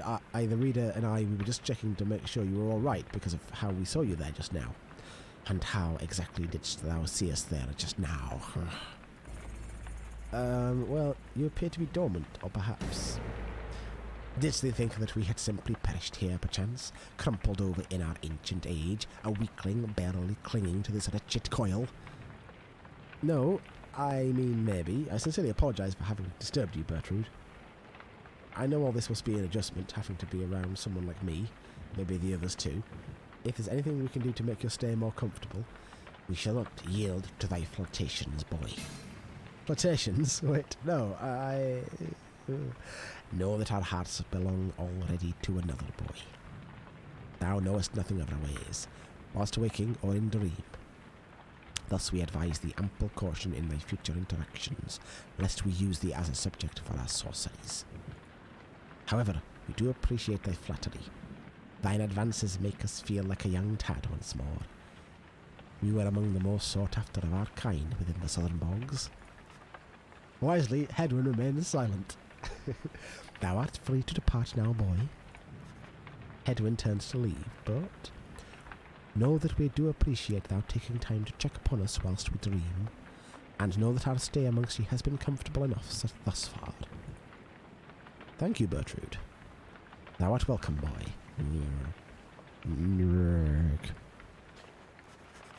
Despite the oddness of the exchange you witnessed, you sense that Hedwyn and Bertrude gained a better understanding of each other. Cool. Okay.